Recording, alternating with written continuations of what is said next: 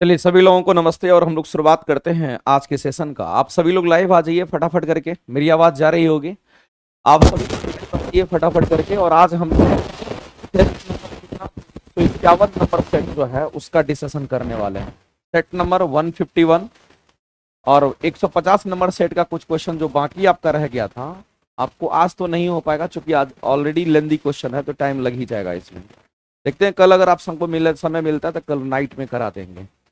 तो चलिए हम लोग शुरुआत करते हैं आज के सेशन का और देखते हैं आज के जो क्वेश्चंस है उसको फटाफट करके। पहला सेट में पहला 151वां नंबर सेट का पहला क्वेश्चन आपके सामने है।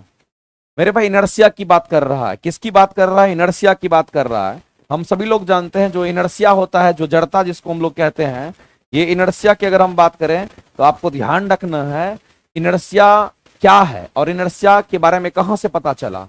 तो सबसे पहले आपको यह पता समझना है कि न्यूटन गति का जो पहला नियम आप पढ़ते हैं, न्यूटन फर्स्ट लॉ की अगर हम बात करते हैं, न्यूटन फर्स्ट लॉ की अगर हम बात करते हैं, न्यूटन गति का जो पहला नियम होता है, इस न्यूटन के पहले गति के पहले नियम से, न्यूटन फर्स्ट लॉ की अगर बात करते हैं तो मेरे भाई आपको ध्यान रखना है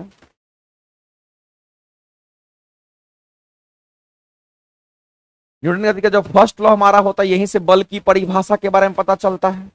यहीं से किसके बारे में पता चलता है? तो कहेंगे बल की परिभाषा के बारे में पता चलता है। बल की परिभाषा का जो कंसेप्ट हमें मिला है वो कहां से मिला है? तो याद रखना न्यूटन फर्स्ट लॉ से मिला है। दूसरी बात आपको ध्यान रखना मेरे भाई, यहीं से जड़त्व का कंसेप्ट भी मिला है। यहीं से जड़त्व का कंसेप्ट भी मिला है, इस बात को आप ध्यान रखेंगे। न्यूटन फर्स्ट लॉ से जड़त्व का कंसेप्ट भी मिला है और इसीलिए न्यूटन गति का जो पहला नियम हमारा होता है इसको क्या कहते हैं? तो जड़त्व का नियम भी कहते हैं। फर्स्ट लॉ को जड़त्व का नियम भी कहा जाता है, इस बात को आप ध्यान रखना। दूसरी सबसे इंपॉर्टेंट बात तो यह है मेरे भाई, जब भी जड़त्व की बात करते हैं, इनर्शिया की बात करते हैं, तो याद रखना जड़त्व हमारा समानुपाती होता है किसका? तो द्रव्यमान का। अगर जितना ज्यादा द्रव्यमान होगा उसमें जड़त्व उतना ही ज्यादा होगा, इस बात को आप ध्यान रखेंगे। दूसरी बात मेरे भाई, एक पॉइंट तो ये आपको याद रखना है, दूसरा पॉइंट ये भी याद रखना है कि जड़त्व की अगर हम बात करते हैं तो ये जड़त्व आपको ध्यान रखना हमेशा त्वरण के विपरीत दिशा में कार्य करता है, इस बात को ध्यान रखेंगे। त्वरण के विपरीत दिशा में कार्य करता है, इस बात को आप ध्यान रखेंगे। जड़त्व हमेशा त्वरण के विपरीत दिशा में कार्य करता है, इस बात को ध्यान, विपरीत दिशा में कार्य करता है, इस बात को आप ध्यान रखें, कार्य करता है, इस बात को आप ध्यान रखेंगे।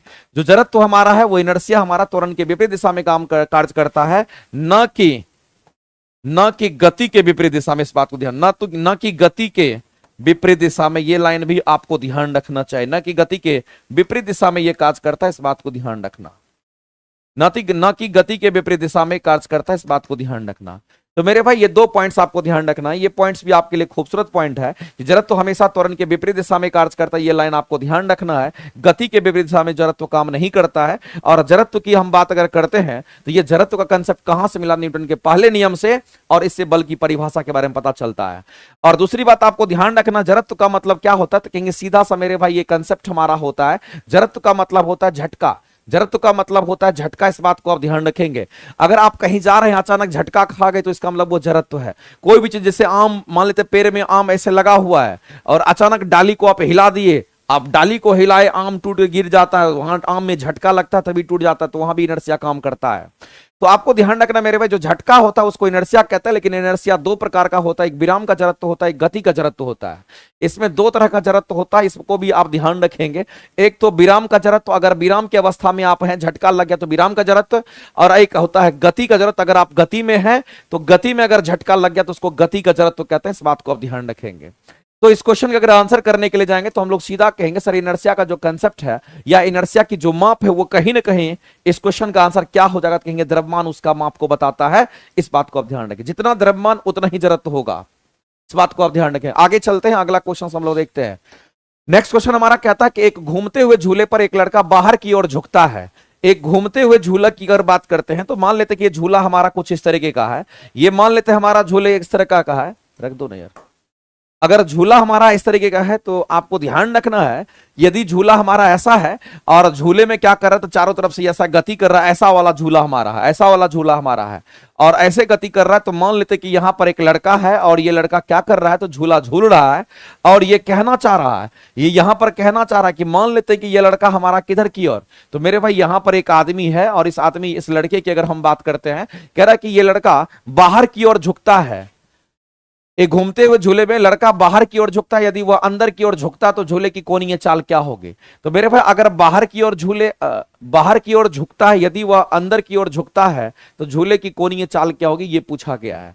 तो मेरे भाई आप यहां पर सीधे सीधे कह सकते हैं, यहां पर आप सीधे सीधे कह सकते हैं, अगर ये बाहर की ओर झुकेगा, अगर ये बाहर की ओर झुकेगा तो इसको कौन खींचेगा, तो कहेंगे इसको आप केंद्रीय बल खींचेगा, इस बात को आप ध्यान रखेंगे। इधर कौन खींचेगा तो कहेंगे यहां पर आप केंद्रीय बल इसको खींचेगा, इस बात को आप ध्यान रखना।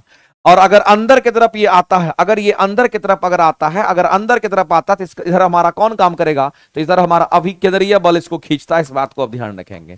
ये हमारा कैसा बल होगा, तो अभिकेंद्रीय बल होगा और इसी कारण हमारा केंद्रीय बल आता है। तो अब हमारे सामने आता है कि अगर अभिकेंद्रीय बल की बात करते हैं वो कितना होगा, तो कहेंगे एम वी स्क्वायर अपॉन में आर होगा, या नहीं तो हम सीधा कह सकते हैं कि एम ओमेगा स्क्वायर हमारा आर हो जाएगा। तो जो क्वेश्चन आपसे पूछा वो इस पर पूछा गया है कि जो अभिकेंद्रीय बल हमारा होगा वो कितना होगा, तो कहेंगे एम ओमेगा स्क्वायर हमारा आर हो जाएगा। तो मेरे भाई इस बात को आप यहां पर देखिए, क्या उस आदमी का, उस वस्तु का, उस लड़के का द्रव्यमान में कोई परिवर्तन नहीं होगा, कहीं भी चला जाएगा, चाहे इधर चाहे उधर, द्रव्यमान में कोई परिवर्तन नहीं। मेरे भाई इसकी जो त्रिज्या होगी, वृत्त की जो त्रिज्या होगी वो वही रहेगा। इसका मतलब कहीं ना कहीं हम कह सकते हैं कि जो हमारा अभिकेंद्रीय बल है ये समानुपाती किसका होगा, किंग ओमेगा के स्क्वायर हो जाएगा। अब क्वेश्चन में हम लोग को यहां कह रहा है कि बताइए कि अगर वह अंदर की ओर झुकता है, अगर वह अंदर की तरफ झुकता है, इसका मतलब मेरे भाई कहीं ना कहीं सेंट्रीपिटल फोर्स का मान बढ़ जाएगा। अगर सेंट्रीपिटल फोर्स का मान बढ़ेगा तो ओमेगा का मान भी बढ़ जाएगा, इसका मतलब कोणीय चाल कहीं ना कहीं उसकी बढ़ जाएगी और इस क्वेश्चन का आंसर करेंगे ऑप्शन नंबर आपका ए करेक्ट हो जाएगा। ऑप्शन नंबर ए जो होगा हमारा क्या होगा, कहेंगे करेक्ट हो जाएगा। इस बात को आप ध्यान रखेंगे। इस तरह का क्वेश्चन आपके सामने में आता है। अगला क्वेश्चन मेरे भाई क्या कहता है, अगर अंदर की तरफ झुक रहा है इसका मतलब ये बल ज्यादा होगा, ये बल अगर ज्यादा होगा तो ओमेगा का मान ज्यादा, ओमेगा क्या तो कोणीय चाल है। आगे चलते हैं। अगला कहता है कि हम किसी कोने के चारों ओर, अगला कहता है कि हम किसी कोने के चारों ओर से किसी व्यक्ति की आवाज को सुन सकते हैं लेकिन उसे देख नहीं सकते। मुख्य कारण क्या है, आप कमरे और दूसरा कमरा में कोई बातचीत करते हो उसकी आवाज को आप सुन पाते हैं, जब आपको आप देख नहीं पाते। इसका रीजन क्या है मेरे हम सीधा कहेंगे ध्वनि का यहाँ पर विवर्तन होता है।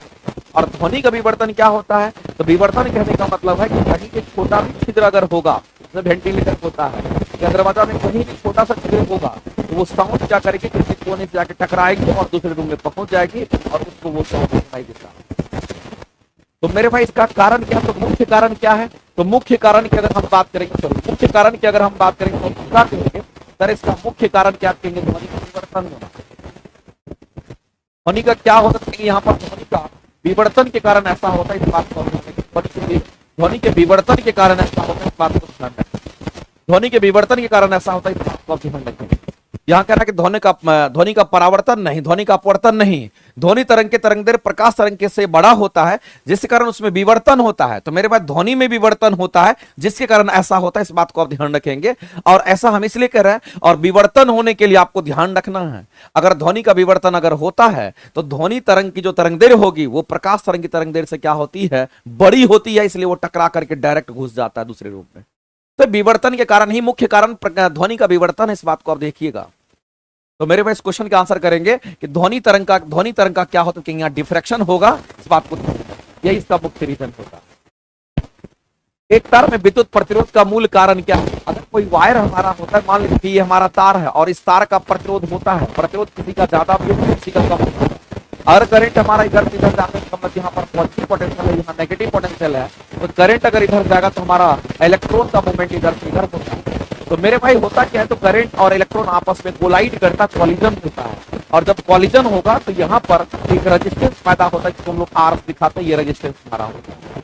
तो मुख्य रूप से अगर देखेंगे तो यहाँ पर कॉलिजन के कारण ही रेजिस्टेंस पैदा होता है। जितना ज्यादा कॉलिजन होगा उतना ही ज्यादा रेजिस्टेंस होगा, जितना कम कॉलिजन होगा उतना कम रेजिस्टेंस होगा। तो मेरे भाई आपको सीधा सीधा समझना है कि अगर मान लेते कि यहाँ पर कॉलिजन अगर ज्यादा हो रहा है, अगर कॉलिजन ज्यादा होगा, याद रखना मेरे भाई, कि जो रेजिस्टेंस होंगे वो क्या होंगे, रेजिस्टेंस जो प्रतिरोध होगा वो भी हमारा उच्च हो जाता है।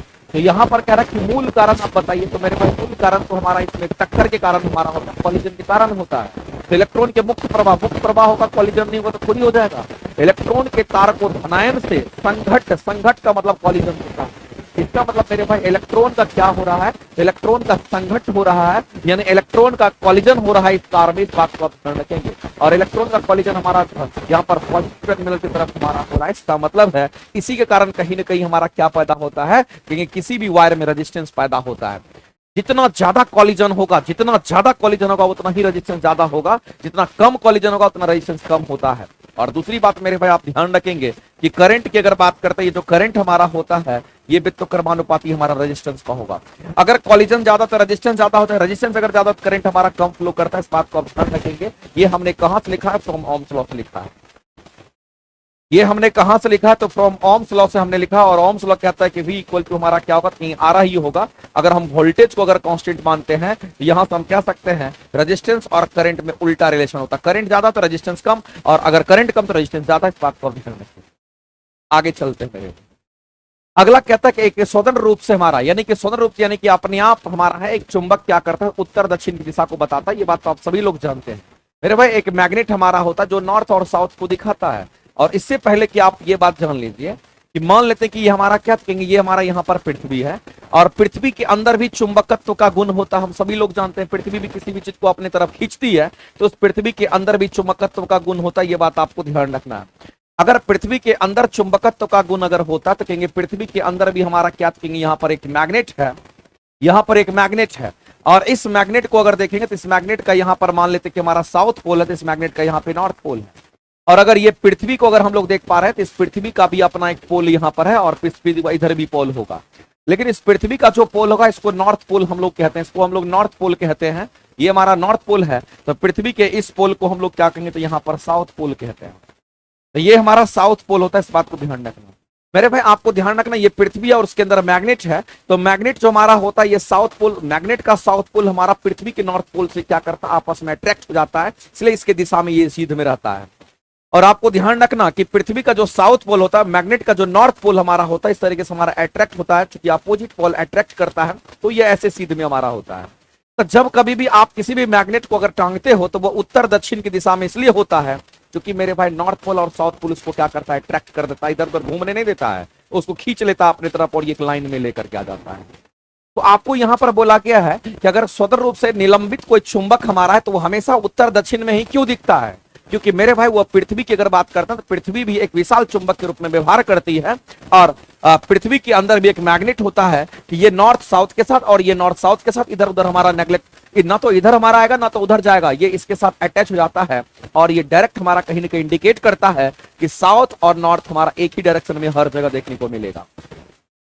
तो हम सीधा कहेंगे कि पृथ्वी भी हमारा एक विशाल चुंबक की तरह व्यवहार करता है। इस बात को ध्यान रखेंगे। इसीलिए आप देखेंगे कोई भी मैग्नेट को अगर आप छोड़ेंगे, फ्री छोड़ते हैं, अगर इसे टांग दीजिएगा तो नॉर्थ नॉर्थ की तरफ, साउथ साउथ की तरफ, अगर नॉर्थ इधर है तो नॉर्थ इधर, साउथ इधर आपको दिखाते रहेगा। आगे चलते हैं। आगे मेरे भाई आप देख पा रहे होंगे कि बीपीएससी शिक्षक भर्ती के लिए बायोलॉजी की जो क्लासेस है आप लोगों के डिमांड पे ही मेरे भाई, ऐसा नहीं है, ये आप लोगों के डिमांड पर ये क्लासेस हम आपके लिए लेकर के आ रहे हैं। ध्यान रखना मेरे भाई कि बहुत अधिक इसका डिमांड इस क्लासेस का है। और बायोलॉजी की क्लासेस की अगर हम बात करते हैं, फुल वीडियो एनिमेशन के साथ ये क्लासेस आपके लिए लेकर के आए हैं। जिन भी बच्चे को नहीं पता होगा आप सिर्फ जाएंगे प्लेटफॉर्म बाय नवीन कुमार सिंह एप्लीकेशन पर, अगर बायोलॉजी आप जाकर के बीपीएससी तैयारी का जो नया बैच आपका सेक्शन है उसमें जाके सर्च करिएगा, बायोलॉजी सर्च करिएगा तो ये बैच दिखेगा, जो कि रामबाण बैच हमारा कब से स्टार्ट हो रहा है, याद रखना मेरे भाई 21 जुलाई से ये बैच स्टार्ट हो रहा है। ये 21 जुलाई से स्टार्ट हो रहा है। जिनको भी लगता है कि और बहुत ही खूबसूरती के साथ पूरा क्रिस्टल क्लियर करना है, ये क्लासेस आपको प्लेटफॉर्म बाय नवीन कुमार सिंह एप्लीकेशन पर मिल जाएगा। और इस क्लासेस को हम लोग 21 तारीख से स्टार्ट करने वाले हैं, ध्यान रखिएगा। चलिए आगे चलते हैं। अगला क्वेश्चन हम लोग देखते हैं। कहता है कि सर्दियों में एक मोटे कंबल के बजाय एक पतली परतों वाले कपड़े पहनना अधिक गर्मी प्रदान करता है। तो मेरे भाई आपको ध्यान रखना है कि सर्दी में बोला गया एक मोटे कंबल के बजाय कई पतली परतें वाली जो हमारी कपड़े हैं उसको पहनना अधिक गर्मी प्रदान करता है। इसके पीछे का रीजन क्या है, इस बात को आप समझिए। मेरे भाई आपको समझना है कि आप मोटी कंबल के बजाय ये जो मोटी कंबल हमारा है इसके बजाय आप क्या करते हैं, तो आप पतली पतली चादर आप यहां पर ओढ़ रहे हैं। आप यहां पर पतली पतली चादर की अगर बात करते हैं, जो पतली पतली चादर है इसको आप ओढ़ते हैं, और पतली पतली चादर जब एक एक के ऊपर में दूसरा लेयर में आप ओढ़ते हैं, पतली पतली चादर का अगर लेयर आप अगर ओढ़ते हैं तो आपको कम ठंड लगेगा। तो पतली पतली चादर जब ओढ़ते हैं तो पतली पतली चादर के बीच में, इसके बीच में क्या आएगा कहेंगे, इसके बीच में एयर गैप आ जाता है। इसके बीच में क्या आएगा तो मेरे भाई एयर गैप आ जाता है, इस बात को आप ध्यान रखना। और ये जो एयर गैप हमारा होता है, जो उसमें हवा घुस जाता है, इस हवा की उसमें चालकता बहुत कम होती है। हवा की उष्मीय चालकता की अगर बात करते हैं, जो हवा है उसकी उष्मीय चालकता बहुत कम होती है। उष्मीय चालकता हवा की बहुत कम होती है, और जिसकी उष्मीय चालकता कम होती है तो मेरे भाई उष्मा संचरण को क्या करता कहेंगे, नहीं यहां उष्मीय संचरण को स्लो कर देता है। ये उष्मा संचरण को क्या करेगा कहेंगे, यहां पर स्लो कर देता है। उष्मा संचरण क्या कर देगा कहेंगे, यहां पर हमारा स्लो हो जाता है। उसमें चालकता अगर कम होगा तो उष्मा संचरण स्लो होगा, उसमें चालकता अगर ज्यादा होगा तो उष्मा संचरण फास्ट होता है। तो मेरे भाई अगर आप क्या करते हैं, मान लेते हैं कि एक कपड़ा आप ओढ़ते हैं, एक मोटा चादर ओढ़ते हैं और पतला पतला चादर ओढ़ते हैं, तो आपको पतला पतला चादर ओढ़ेंगे तो आपको कम ठंड लगेगा। क्यों, चादर के ऊपर चादर अगर लपेटते हैं तो उसके बीच में एयर गैप आ जाता है, और एयर जो होता है उस एयर की उसमें चालकता बहुत कम होती है। जब उसमें चालकता बहुत कम होगी तो उष्मा संचरण हमारा स्लो करेगा, तो आपको गर्मी वहां पे लगेगा। यही रीजन हमारा है। तो एक मोटे कंबल के बजाय, मोटा कंबल के बजाय पतली पतली अगर चादर अगर ओढ़ते हैं तो उसके बीच में ढेर सारा एयर गैप आ जाएगा, जो कि आपके शरीर से उष्मा को बाहर जाने नहीं देगा, यानी आपको ठंड लगने से बचाएगा। तो आप क्या कहेंगे मेरे भाई, परतों के बीच में फंसी हवा उष्मा का कुचालक के रूप में कार्य करेगी, जो उष्मा को बाहर जाने नहीं देगा। यानी कहने का मतलब ऑप्शन नंबर हमारा यहां पर बी राइट हो जाएगा। तो परत परत के बीच में क्या होगा कहेंगे, उसके परत परत के बीच में हवा घुस जाएगी, और हवा जो होता है वो उष्मा का कुचालक होता है, चूंकि हवा की उसमें चालकता बहुत कम होती है, उसको उष्मारोधी के रूप में हम लोग देखते हैं। आप सीधा आंसर करेंगे, ऑप्शन नंबर बी आपका करेक्ट हो जाएगा। आगे चलते हैं। अगला क्वेश्चन हमारा क्या कहता है, इंद्रधनुष के निर्माण के लिए कौन सी घटनाएं शामिल होती है। मेरे भाई हम सभी लोग जानते हैं कि जब रेनबो का फॉर्मेशन होता है तो उसके लिए हम लोग क्या क्या पढ़ते हैं। तो आप एक बात जान लीजिए, क्वेश्चन आपका कई बार पूछता है, रेनबो कहने का मतलब इंद्रधनुष की बात करते हैं। जब कभी भी हल्की फुल्की बारिश होती है तभी इंद्रधनुष हमारा बनता है, इस बात को ध्यान रखना। अगर सूर्य अगर पूरब में है तो इंद्रधनुष पश्चिम में, अगर सूर्य पश्चिम में है तो इंद्रधनुष पूरब में दिखेगा। दोपहर के समय में इंद्रधनुष का निर्माण नहीं होता है। रेनबो में कितने कलर होते हैं, यहां पर 7 कलर हमारा होता है, इस बात को आप ध्यान रखेंगे। मेरे भाई मामला क्या है इस बात को आप समझेंगे। जैसे मान लेते हैं कि ये अगर मान लेते हैं थोड़ी देर के लिए कि अगर हमारा ऐसा क्या होता है कि जब बारिश होती है तो बारिश के समय में एक चीज आपको ध्यान रखना है। अगर बारिश होती है और बारिश के समय में आपको पता है कि जो बारिश की बूंदें होती है वो पूरी तरीके से गोलाकार होती है, स्फेरिकल होता है। बारिश की बूंदें कैसी होती है, पूरी तरीके से स्फेरिकल होता है, गोलाकार होता है, ये बात आप सभी लोग जानते हैं। और इसको हम लोग क्या मान लेते हैं, एक प्रिज्म मान लेते हैं। तो जो वर्षा की बूंदें हैं उसको हम लोग प्रिज्म मान के चलते हैं, और जो प्रिज्म हमारा होगा वो प्रिज्म क्या करता है, प्रकाश का वर्ण विक्षेपण कर देता है। ये मान लेते हैं पानी की बूंदें हैं, और जब पानी की बूंदें गिरती है ऊपर से और इस पर जब प्रकाश पड़ती है तो सबसे पहले प्रकाश इसमें इंटर करती है। जब प्रकाश इंटर करेगी तो प्रकाश हवा से पानी में घुसेगी, हवा से पानी के बूंद में घुसेगी तो माध्यम चेंज करेगी, तो कहीं ना कहीं यहाँ अपवर्तन हो गया। अब जाकर के इसकी यहां टकराएगी और इसी के अंदर में एक बार और परावर्तन हो जाता है। तो जाहिर सी बात है, जिस माध्यम से गया उसी माध्यम में रिटर्न, सघन से गया सघन में ही रिटर्न हो गया। तो यहां पर कहीं ना कहीं पूर्ण आंतरिक परावर्तन, इसको टोटल इंटरनल रिफ्लेक्शन कहते हैं, ये घटना घटेगी। और यहां पर क्या होगा कि यहां पर हमारा अपवर्तन की घटना घटेगी, इस बात को आप ध्यान रखेंगे। और जब इससे बाहर निकलेगी तो यहां भी अपवर्तन होगा, यहां भी क्या होगा तो कहेंगे इस जगह पर भी अपवर्तन होगा, इस बात को ध्यान रखना। लेकिन जैसे निकलेगी तो यहां पर अलग अलग कलर आपको दिखने लगेंगे। यहां से जब ये निकलेगी तो आपको अलग अलग कलर दिखने लगेंगे। और टोटल कितने कलर दिखते हैं, तो टोटल आपको 7 कलर दिखता है। जैसे अगर हम देखेंगे तो हमारा विबिग्योर करके अगर देखेंगे तो इसमें 7 कलर होता है। तो 7 कलर अगर दिख रहा है इसका मतलब यहां पर प्रकाश का वर्ण विक्षेपण हो गया। यहां पर प्रकाश का क्या होता है, यहां पर प्रकाश का वर्ण विक्षेपण हो गया, इसमें कहीं से कोई दिक्कत नहीं है। तो मेरे भाई प्रकाश का वर्ण विक्षेपण भी होगा, अपवर्तन भी होगा और पूर्णांतरिक परावर्तन भी होगा, तीनों घटनाएं घटती है। अगर कभी भी रेनबो का फॉर्मेशन होगा तो आप पूरी तरीके से ये कह सकते हैं इसमें कहीं से कोई दिक्कत नहीं है। और इस क्वेश्चन के अगर आंसर करने के लिए जाएंगे तो उपयुक्त में से एक से अधिक आप डी ऑप्शन को टिक आउट कीजिए। ऑप्शन नंबर जो डी है वो आपका कहीं ना कहीं इस क्वेश्चन का राइट आंसर हो जाएगा, इस बात को ध्यान रखेंगे। और ऑप्शन नंबर डी आपका यहां पर क्या होगा, करेक्ट आंसर आपका हो जाएगा। डी आंसर्स आपके राइट हो जाएंगे, ध्यान रखेंगे। तो मेरे भाई तीनों घटना घटती है तब जाकर के रेनबो का फॉर्मेशन होता है, ये बात आपको ध्यान रखना है। लेकिन रेनबो भी आपका 2 प्रकार का होता है, एक प्राइमरी और सेकेंडरी रेनबो होता है। कभी हम डिस्कस करेंगे डिटेल में उसके बारे में, अभी हम चलते हैं आगे। अगला हमारा है कि एक कुली अपने सिर पर भारी बोझ लेकर के क्षैतिज प्लेटफॉर्म पे चल रहा है। क्षैतिज का मतलब आप क्या समझते हैं? अगर मान लेते कोई कुली है और क्षैतिज प्लेटफॉर्म अगर बनाना है तो आप सबसे पहले ये प्लेटफॉर्म बनाइए जो कि क्षैतिज हमारा ऐसा है, और इस पर एक कुली क्या करता है, तो कुली चलता है। और कुली क्या कर रहा है, तो ये आदमी एक कुली है हमारा, और इसके माथे पर क्या कहेंगे, इसके माथे पर यहां पर बोझा है। इसके माथे पर क्या है, इसके माथे पर यहां पर मेरे भाई बोझा है, और इस माथे पर बोझा है। और ये चलता किधर है, तो कुली चल रहा है हमारा किधर, तो क्षैतिज दिशा में कुली चल रहा है। इसका मतलब आप सीधा सीधा समझ लीजिए कि इस कुली का जो विस्थापन होगा वो हमारा किधर होगा, तो कुली का विस्थापन चूंकि चलेगा आगे तो विस्थापन किधर होगा, आगे की ओर होगा। इसका मतलब एस किस बात को दिखा रहा है, यहां पर विस्थापन को बता रहा है, तो कुली का विस्थापन आगे की तरफ होगा। लेकिन मेरे भाई आपसे क्वेश्चन में पूछा कि एक कुली अपने सिर पर क्या करता है, एक बोझ लेकर के क्षैतिज प्लेटफॉर्म पर चल रहा है, तब आगे क्वेश्चन कहता है, कंडीशन समझना कि गुरुत्वाकर्षण बल के विरुद्ध उसके द्वारा किया गया कार्य क्या होगा। तो गुरुत्वाकर्षण बल किधर काम करता है, तो आप सीधा कहेंगे सर गुरुत्वाकर्षण बल हमारा किधर काम करेगा, तो किसी भी चीज पर, किसी भी वस्तु पर या किसी भी आदमी पर गुरुत्वाकर्षण बल किधर लगता है, तो हमेशा नीचे लगता है, उसके सेंटर ऑफ ग्रेविटी से नीचे पास करता है, और इसको गुरुत्वाकर्षण बल कहता है। और गुरुत्वाकर्षण बल कितने के बराबर होगा, तो उसके भार के बराबर हो जाएगा। अब मेरे भाई दोनों के बीच में एंगल कितना डिग्री हो जाएगा, क्योंकि इन दोनों के बीच में एंगल हमारा 90 डिग्री हो जाएगा। और आपसे अगर कार्ज पूछा तो कार्ज का फॉर्मूला हमारा होता है क्या, क्योंकि कार्ज का फॉर्मूला जैसे आप एफ एस कॉस थीटा पढ़ते हैं, तो वहां पर जो बल है वो हमारा कहीं ना कहीं एम जी है, और ये एस हमारा है, और यहां पर कॉस थीटा में थीटा आप 90 डिग्री पुट करेंगे तो कॉस 90 जीरो हो जाएगा। अगर कॉस 90 हमारा जीरो हुआ तो ये पूरे टर्म को जीरो करेगा। इसका मतलब मेरे भाई उसके द्वारा किया गया कार्य क्या होगा, तो कहेंगे आप सीधा कहेंगे कार्य जीरो हो जाएगा। और इस क्वेश्चन के अगर आंसर करेंगे तो ऑप्शन नंबर आपका यहां पर सी आपका राइट आंसर हो जाना है।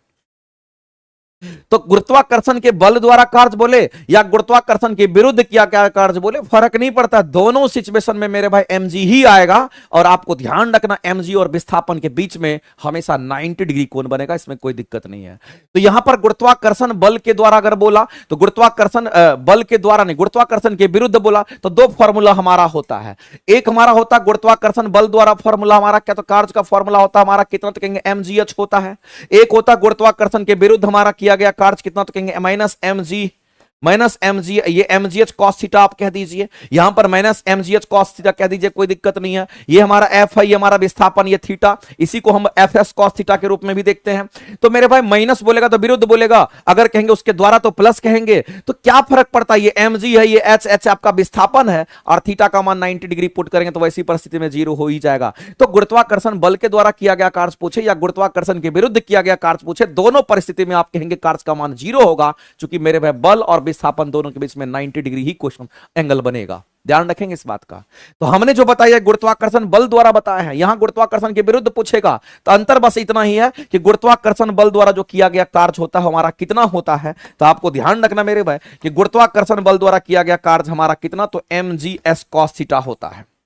अगर गुरुत्वाकर्षण के विरुद्ध बोलता है, ये किसके द्वारा क्या कार्य है, तो याद रखना मेरे भाई ये गुरुत्वाकर्षण बल द्वारा, ये गुरुत्वाकर्षण बल द्वारा कार्य है, इस बात को ध्यान, यहां द्वारा लिखा हुआ है, बल द्वारा कार्य कितना होगा, कहेंगे हमारा इतना होगा, उसका फॉर्मूला ये होता है mgs cos थीटा, चूंकि थीटा का मान 90 डिग्री हो जाएगा, क्योंकि जिधर ग्रेविटी की बात कर रहा है, ग्रेविटी के द्वारा कर रहा था, इसका मतलब अगेंस्ट बोलता था, इसका मतलब ऊपर की तरफ हमारा बल लगाने की बात करता है, इस बात को ध्यान रखेंगे। तो जब इसके द्वारा हमारा जीरो होगा तो उसके द्वारा भी हमारा जीरो ही होगा। इसमें अंतर बस इतना ही है कि वहां यहां प्लस mg होगा तो यहां वहां पे माइनस mg हमारा हो जाएगा।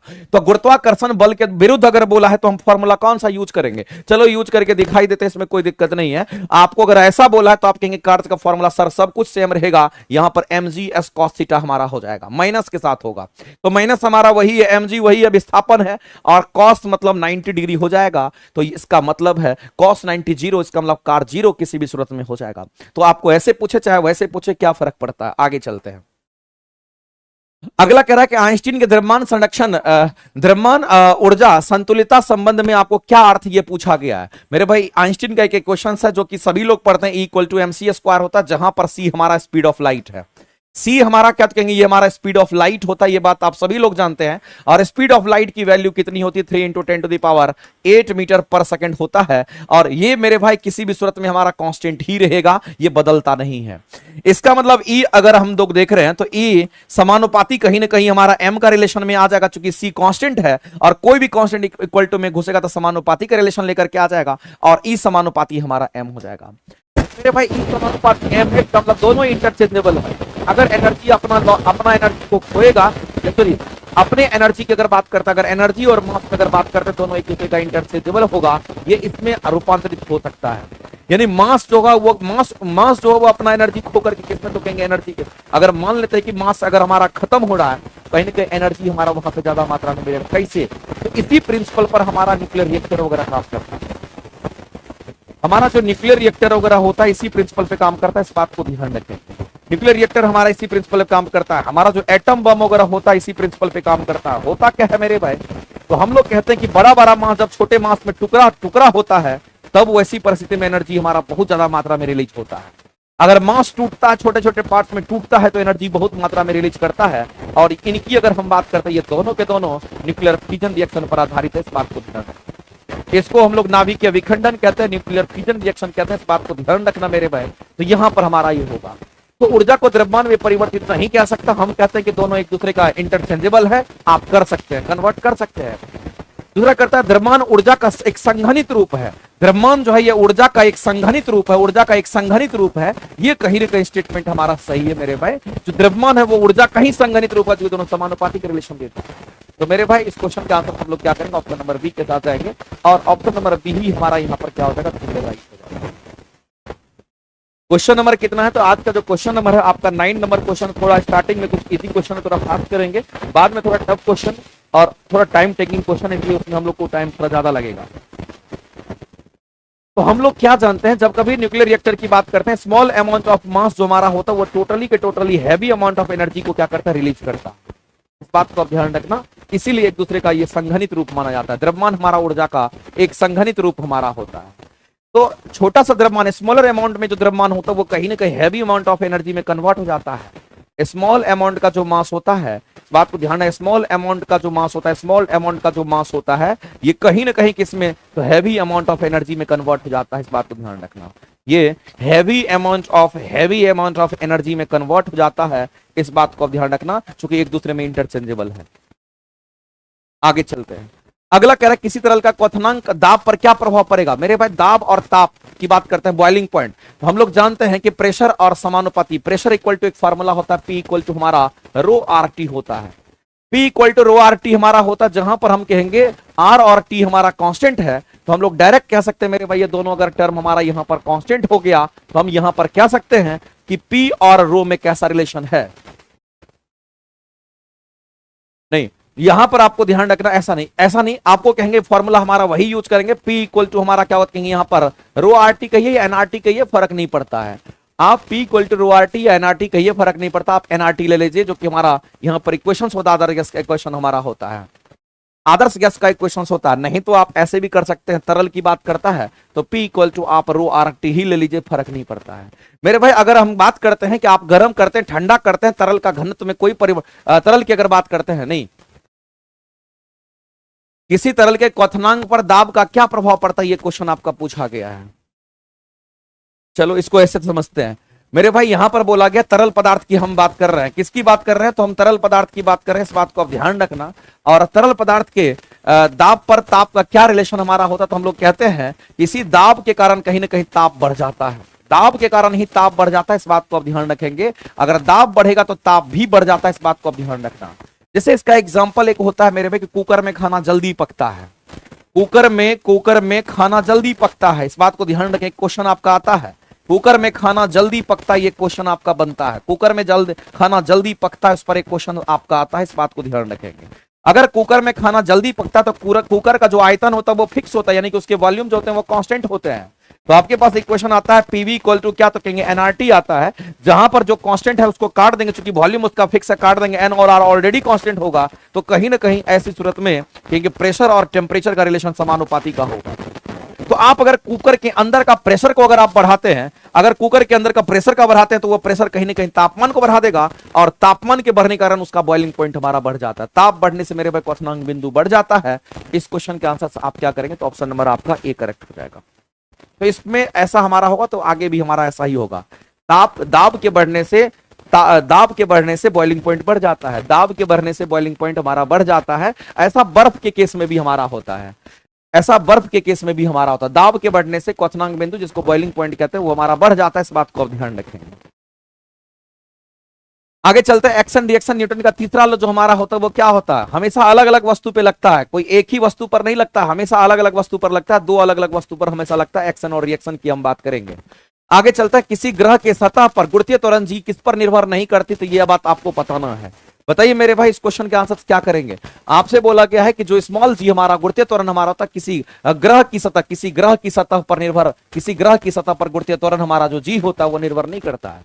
हम लोग जानते हैं मेरे भाई कि पृथ्वी की हम बात करते हैं, हम बात करते हैं पृथ्वी की सतह पर जो जी का मान होता है वो कितना होता है। तो आपको ध्यान रखना कि पृथ्वी की सतह पर अगर जी के मान की अगर बात करेंगे, इसका फॉर्मूला होता है जी एम अपॉन में आर स्क्वायर, और इसका वैल्यू होता है 9.8 मीटर पर सेकंड स्क्वायर। आप सभी लोग जानते होंगे कि 9.81 मीटर पर सेकंड स्क्वायर होता है।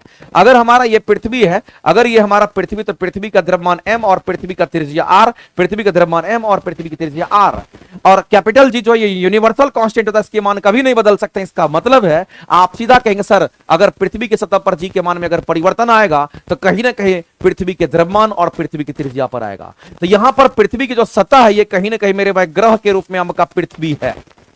तो ग्रह की सतह बोले कि पृथ्वी की सतह बोले, ग्रह की सतह बोले या फिर पृथ्वी की सतह बोले, फर्क नहीं पड़ता है। तो जिस ग्रह का सतह बोलेगा उसी ग्रह के द्रव्यमान उसी ग्रह की त्रिज्या पर वो निर्भर करता है।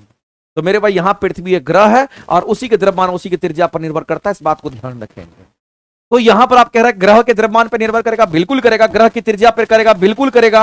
क्या वस्तु के द्रव्यमान पे करेगा? नहीं करेगा। क्योंकि मेरे भाई अगर मान लेते हैं ये हमारा पृथ्वी है, पृथ्वी की सतह पर कोई वस्तु अगर रखा हुआ भी है तो आपको ध्यान रखना है इसके सतह पर अगर कोई वस्तु रखी हुई है या पृथ्वी के सतह पर अगर कोई वस्तु, यहां पर कोई वस्तु अगर रखी हुई है तो इस जगह पर जो जी का मान होगा वो जी एम अपॉन में आर स्क्वायर होता है। और ये एम हमारा स्मॉल एम वस्तु का द्रव्यमान है। क्या इस फॉर्मूला में कहीं भी आपको स्मॉल एम दिख रहा है? नहीं दिख रहा है। इसका मतलब वस्तु के द्रव्यमान को स्मॉल एम से दिखाते जिस पर निर्भर नहीं करता है। तो कैपिटल जी का मान केवल और केवल हमारा पृथ्वी के द्रव्यमान और पृथ्वी की त्रिज्या पर निर्भर करेगा, या जिस ग्रह पर जी का मान पूछा उस ग्रह के द्रव्यमान और उस ग्रह की त्रिज्या पर निर्भर करेगा। इस बात को आप ध्यान रखें, ये कभी भी वस्तु के द्रव्यमान पर निर्भर नहीं करता है। आंसर करेंगे सी। नेक्स्ट आगे चलते हैं, अगला क्वेश्चन देखते हैं। आगे मेरे भाई अगला क्वेश्चन कहता है यदि कोई वस्तु किसी तरल में पूरी तरह डुबो दी जाती है तो उसका भार उसके विस्थापित तरल के भार के बराबर होता है। मेरे भाई अगर डूब जाएगी, यदि डूब जाएगी तो आपको ध्यान रखना जो बुआयंसी फोर्स हमारा होगा वो कहीं ना कहीं कम हो जाएगा। किससे? तो विस्थापित द्रव के भार से।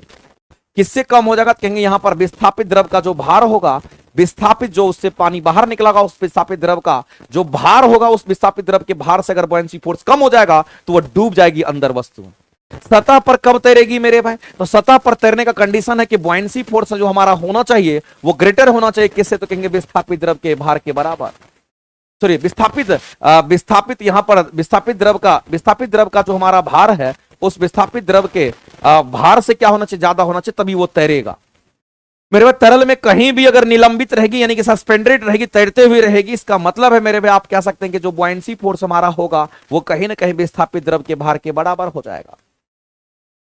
ये कहीं ना कहीं विस्थापित द्रव के भार के बराबर अगर होगा तो पानी में जहां डुबा दोगे वहीं डूब करके तैरेगा। जितना अंदर डुबा के छोड़ दोगे वहीं तैरेगा, जितना ऊपर डुबा के छोड़ोगे वहीं तैरेगा। ना ऊपर जाएगा ना नीचे जाएगा, जहां रहेगा वहीं सस्पेंडेड होकर के वो आपका तैरता रहेगा। मेरे भाई जब तैरने की बात करते हैं ना तो हमेशा बुआयंसी फोर्स ज्यादा होता है तभी तैरता है, और डूबने की जब कभी बात करते हैं तो बुआयंसी फोर्स कम हो जाता है तो डूब जाता है। और तरल में कहीं भी निलंबित अगर हमारा होता है तो विस्थापित द्रव और बुआयंसी फोर्स आपस में बराबर हो जाता है। तो इस कंडीशन के लिए यही आंसर हो जाएगा, क्योंकि क्वेश्चन बोल रहा है यदि हम किसी वस्तु की बात करते हैं किसी तरल में पूरी तरह से डुबो दी जाती है और उसके भार उसका भार जो है उसके द्रव के विस्थापित तरल के भार के बराबर हो रहा है, यानी इस कंडीशन को सेटिस्फाइड कर रहा है, तो तरल में वो कहीं भी निलंबित रहेगी, तो जहां छोड़ेगे वहीं रह जाएगी। इस बात को ध्यान रखना। हर इस क्वेश्चन का आंसर करेंगे सी, आपका राइट आंसर हो जाएगा।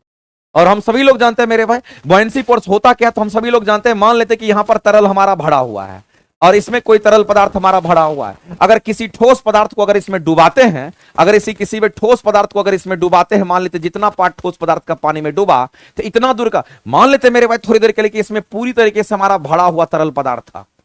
जैसे ही आप अलग से इसमें ठोस पदार्थ को, जैसे ये पूरा पानी भरा हुआ, आप ग्लास में देख लीजिए एक्सपेरिमेंट करके, आप क्या करेंगे एक दूसरा चीज उसमें डालिएगा, जितना अंदर इसके अंदर घुसा, जितना अंदर मेरे भाई ये वस्तु ठोस वस्तु लाल वाला वस्तु जितना अंदर घुसा, इतना दूर का पानी बाहर हो जाएगा और इसी को कहते हैं विस्थापित द्रव। इसी को कौन सा द्रव कहते हैं? इसी को हम कहते हैं विस्थापित द्रव। इस बात को आप किसी भी सूरत में ध्यान रखिएगा। अब इस विस्थापित द्रव को उतना दूर का पानी को कलेक्ट कर लीजिए और उसका भार आप निकाल लीजिए। अगर इसका भार निकाल लेते हैं तो यही भार कहीं ना कहीं मेरे भाई क्या देता है, तो बुयांसी फोर्स जो हमारा लग रहा है वो बुयांसी फोर्स विस्थापित द्रव के भार के बराबर हो जाता है। यही विस्थापित द्रव की अगर बात करते हैं तो यही हमारा जो बुयांसी फोर्स हमारा होगा वो विस्थापित द्रव के भार के बराबर होगा। यही हमारा विस्थापित द्रव के भार के बराबर बुयांसी फोर्स हो जाता है। इस बात को आप ध्यान रखेंगे इस तरीके से। तो यहां पर बुयांसी फोर्स क्या होता है वो मैंने बता दिया। लेकिन अगर बुयांसी फोर्स का मान मेरे भाई द्रव के अंदर विस्थापित द्रव के भार के बराबर होगा, जहां छोड़ेंगे वहीं आपका रह जाएगा वस्तु, वहीं सस्पेंडेड रहेगा। लेकिन अगर बुयांसी फोर्स का मान कम होगा तो तैरेगा। अगर बुयांसी फोर्स का मान ज्यादा होगा, अगर बुयांसी फोर्स का मान ज्यादा होगा तो तैरेगा। अगर बुयांसी फोर्स का मान कम होगा तो डूब जाएगा। मेरे पास बुयांसी फोर्स किसी भी वस्तु को उठाने का काम करता है ऊपर की तरफ। अगर ज्यादा बुयांसी फोर्स लगेगा तो तैरेगा, कम बुयांसी फोर्स होगा तो ये दबा देगा, डूब जाएगा। और अगर बुयांसी फोर्स विस्थापित द्रव के भार के बराबर हो जाएगा तो मेरे भाई वस्तु तैरेगी। इस बात को ध्यान, जहां छोड़ोगे वहीं तैरेगी, इस बात को ध्यान रखना। आगे चलते हैं, अगला क्वेश्चन देखते हैं। अगला कहता है गैस दाब क्यों डालती है? मेरे भाई किसी भी चीज पर गैस अगर दाब डालती है उसका रीजन क्या है? तो आप कहेंगे यहां पर काइनेटिक थ्योरी ऑफ गैसेस में ये हमारा कंसेप्ट होता है। मान लेते कि इसमें आप गैस को छोड़ दिए, जैसे ही आप इसके अंदर गैस को छोड़ेंगे तो गैस के अंदर एक्सपेंशन का गुण हमारा होता है और गैस में सबसे अधिक विसरण हमारा होता है। तो ये गैस विसरित होगी और ये क्या करेगा, तो पूरी तरीके से हमारा फैल जाएगा और ये क्या करेगा, इसके दीवार को ये हिट करेगा, इसके दीवार को ये हिट करेगा, चारों तरफ से इसके दीवार को क्या करेगा, तो हिट करेगा इस तरीके से हमारा। तो मेरे भाई गैस दाब क्यों डालती है? क्योंकि गैस के अंदर क्या होता है कि फैलने का एक्सपेंशन का गुण होता है। और दूसरी बात मेरे भाई वो दीवार से क्या करता था, कहेंगे टकराते रहता है। जब मॉलिक्यूल्स आपस में टकराते रहता है, रैंडम मोशन करते रहता है, तो इसके अंदर दाब को वो बनाए रखता है। इसके पीछे ये हमारा रीजन होगा।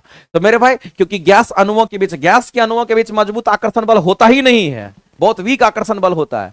क्योंकि गैस के अणुओं का भार बहुत कम होता है। क्योंकि मेरे भाई इस क्वेश्चन का अगर आंसर करेंगे तो आप सीधा कहेंगे ऑप्शन नंबर बी के साथ आप जाइए। क्योंकि गैस के अणु लगातार पात्र की जो दीवारें हैं उस पर टकराते रहते हैं और उसी टक्कर मारने के दौरान उसमें प्रेशर हमारा बढ़ जाता है। आगे देखा, एक परमाणु समग्र रूप से विद्युत उदासीन होता है। मेरे भाई कोई भी अगर परमाणु की बात करते हैं वो कैसा होता है, कहेंगे परमाणु विद्युत उदासीन होता है। ये बात सही है। और ये स्टेटमेंट किसने बोला था, किसने दिया था? तो परमाणु को कहते हैं इलेक्ट्रिकली न्यूट्रल होता है, ये विद्युत उदासीन होता है। ये बात किसने बताया था? तो आपको ध्यान रखना, अगर परमाणु अगर हमारा विद्युत उदासीन होता है, ये परमाणु कैसा होता है, विद्युत उदासीन होता, तो अभी तक तो हम सभी लोग जानते हैं कि परमाणु विद्युत उदासीन है। लेकिन ये कंसेप्ट किसने दिया था? तो आपको ध्यान रखना मेरे भाई, सबसे पहले ये कंसेप्ट डाल्टन्स ने दिया था अपने थ्योरी में। ये किसने दिया था? डाल्टन्स ने ये थ्योरी दिया था। और डाल्टन का ये स्टेटमेंट था मेरे भाई कि डाल्टन का स्टेटमेंट हमारा क्या था, इस बात को ध्यान। पहला स्टेटमेंट था कि परमाणु अविभाज्य होते हैं। इनका स्टेटमेंट था परमाणु कैसा होता है, अविभाज्य होता है। बाद में चल करके ये चीज गलत साबित हो गया, परमाणु के अंदर ही न्यूट्रॉन प्रोटॉन न्यूक्लियस सब कुछ खोज डाला गया, तो परमाणु अविभाज्य कैसे होगा? इनका पहला स्टेटमेंट था कि परमाणु अविभाज्य होता है, जो कि बाद में चल करके ये स्टेटमेंट कहीं ना कहीं गलत साबित हो गया। साइंटिस्ट आए और उन्होंने कहा कि परमाणु विभाज्य है, उसमें से हम आपको न्यूट्रॉन प्रोटॉन इलेक्ट्रॉन सब खोज करके दिखा देते हैं। उसके बाद एक स्टेटमेंट इनका ये था मेरे भाई कि जो हमारा परमाणु है वो विद्युत उदासीन होता है। इनका स्टेटमेंट था परमाणु कैसा, तो कहेंगे परमाणु यहां पर विद्युत उदासीन होता है। इन्हीं का ये स्टेटमेंट था, इस बात को ध्यान रखना। परमाणु विद्युत उदासीन होता है, ये स्टेटमेंट इनका था, इस बात को ध्यान रखना। और ये स्टेटमेंट इनका सही साबित हुआ। और विद्युत उदासीन किस तर्ज पर इनका कहना था, तो विद्युत उदासीन कहने का मतलब है, इनका कहने का मतलब है मेरे भाई कि परमाणु जो होता है वो हमारा कहीं ना कहीं तरबूज की तरह होता है। और तरबूज के अंदर जो लाल रंग होता है, नहीं, अगर हम परमाणु विद्युत उदासीन अगर हमारा होता डाल्टन के हिसाब से, तो इनका कहना था मेरे भाई कि जितने नंबर ऑफ इलेक्ट्रॉन होंगे, अगर जितने नंबर ऑफ इलेक्ट्रॉन होंगे, नंबर ऑफ इलेक्ट्रॉन की अगर बात करते हैं उसके अंदर नंबर ऑफ इलेक्ट्रॉन और नंबर ऑफ प्रोटॉन आपस में बराबर होगा। नंबर ऑफ इलेक्ट्रॉन और नंबर ऑफ प्रोटॉन आपस में क्या होंगे, तो कहेंगे यहां पर बराबर होंगे। तो मेरे भाई अगर नंबर ऑफ इलेक्ट्रॉन की अगर बात करते हैं ये माइनस चार्ज होगा, तो ये number of proton plus charge होगा, और ये प्लस और माइनस एक दूसरे को न्यूट्रल कर सकता है। तो इलेक्ट्रिकली न्यूट्रल हमारा होगा, विद्युत उदासीन होगा। उदासीन नहीं कहेंगे, विद्युत उदासीन कहेंगे तो ज्यादा सही रहेगा। तो नंबर ऑफ इलेक्ट्रॉन और नंबर ऑफ प्रोटॉन आपस में बराबर है, इसीलिए उन्होंने कहा कि नहीं, परमाणु विद्युत उदासीन है। और अभी तक ये चीज हमारा साबित हो गया, सही है। तो इस क्वेश्चन का अगर आंसर करेंगे परमाणु विद्युत उदासीन यानी कि इलेक्ट्रिकली न्यूट्रल क्यों होता है, क्योंकि मेरे भाई परमाणु के अंदर जितने नंबर ऑफ इलेक्ट्रॉन होंगे उतने नंबर ऑफ प्रोटॉन भी होंगे। तो आप सीधा कहेंगे क्योंकि प्रोटॉनों और इलेक्ट्रॉनों की संख्या आपस में बराबर होती है। ये इनका स्टेटमेंट था और ये स्टेटमेंट अभी भी हमारा वैलिड है। आगे कहता है आयनिक यौगिक की हमारा बात करते, अगर आयनिक यौगिक की अगर हम बात करें इसको आयनिक कंपाउंड कहते हैं, तो आपको एक चीज ध्यान रखना है, अगर हम यहां पर आयनिक यौगिक की बात करते हैं जिसको हम लोग आयनिक यौगिक की बात करें जिसको आयनिक कंपाउंड कहते हैं, आयनिक यौगिक कहने का मतलब आपको समझना पड़ेगा मेरे भाई, आयनिक यौगिक का निर्माण कब होता है, ये मजबूत बंधन बनाता है, और किसके किसके बीच में ये बंधन बनाता है, तो आपको ध्यान रखना ये धातु और धातु के बीच बॉन्ड बनाता है, ये धातु और अधातु के बीच बॉन्ड का निर्माण करता है, इस बात को ध्यान रखना, ये धातु और अधातु के बीच क्या करता है, तो बंधन का निर्माण करता है, इस बात को ध्यान रखना। और अगर आयनिक बंधन की बात करते हैं, ये मजबूत बंधन होता है, ये कैसा होगा तो कहेंगे मेरे भाई ये मजबूत बंधन का निर्माण होता है, जितने भी बंधन बनेंगे सब में से मजबूत हमारा आयनिक होता है। साथ ही साथ मेरे भाई अगर मजबूत बंधन हमारा होता है तो आपको ध्यान रखना है कि ऐसी परिस्थिति में जो आयनिक यौगिक हमारे होते हैं ये कठोर अवस्था में होते हैं। आयनिक यौगिक हमारा कैसा होता है, कहेंगे कठोर होता है, ये हमारा हार्ड होता है, और अगर कोई चीज हार्ड होता है तो याद रखना वो ब्रिटल होता है, यानी कि भंगुर होता है, इस बात को आप ध्यान रखना, ये ब्रिटल होता है यानी कि भंगुर होता है। जैसे ही आप हथौड़ा से मारोगे इस पर टूट के चकनाचूर हो जाएगा, चूंकि आयनिक यौगिक में क्या होता है अचानक से टूट के चकनाचूर हो जाता है, फैलता नहीं है, चकनाचूर हो जाता है, इसमें भंगुरता का गुण होता है।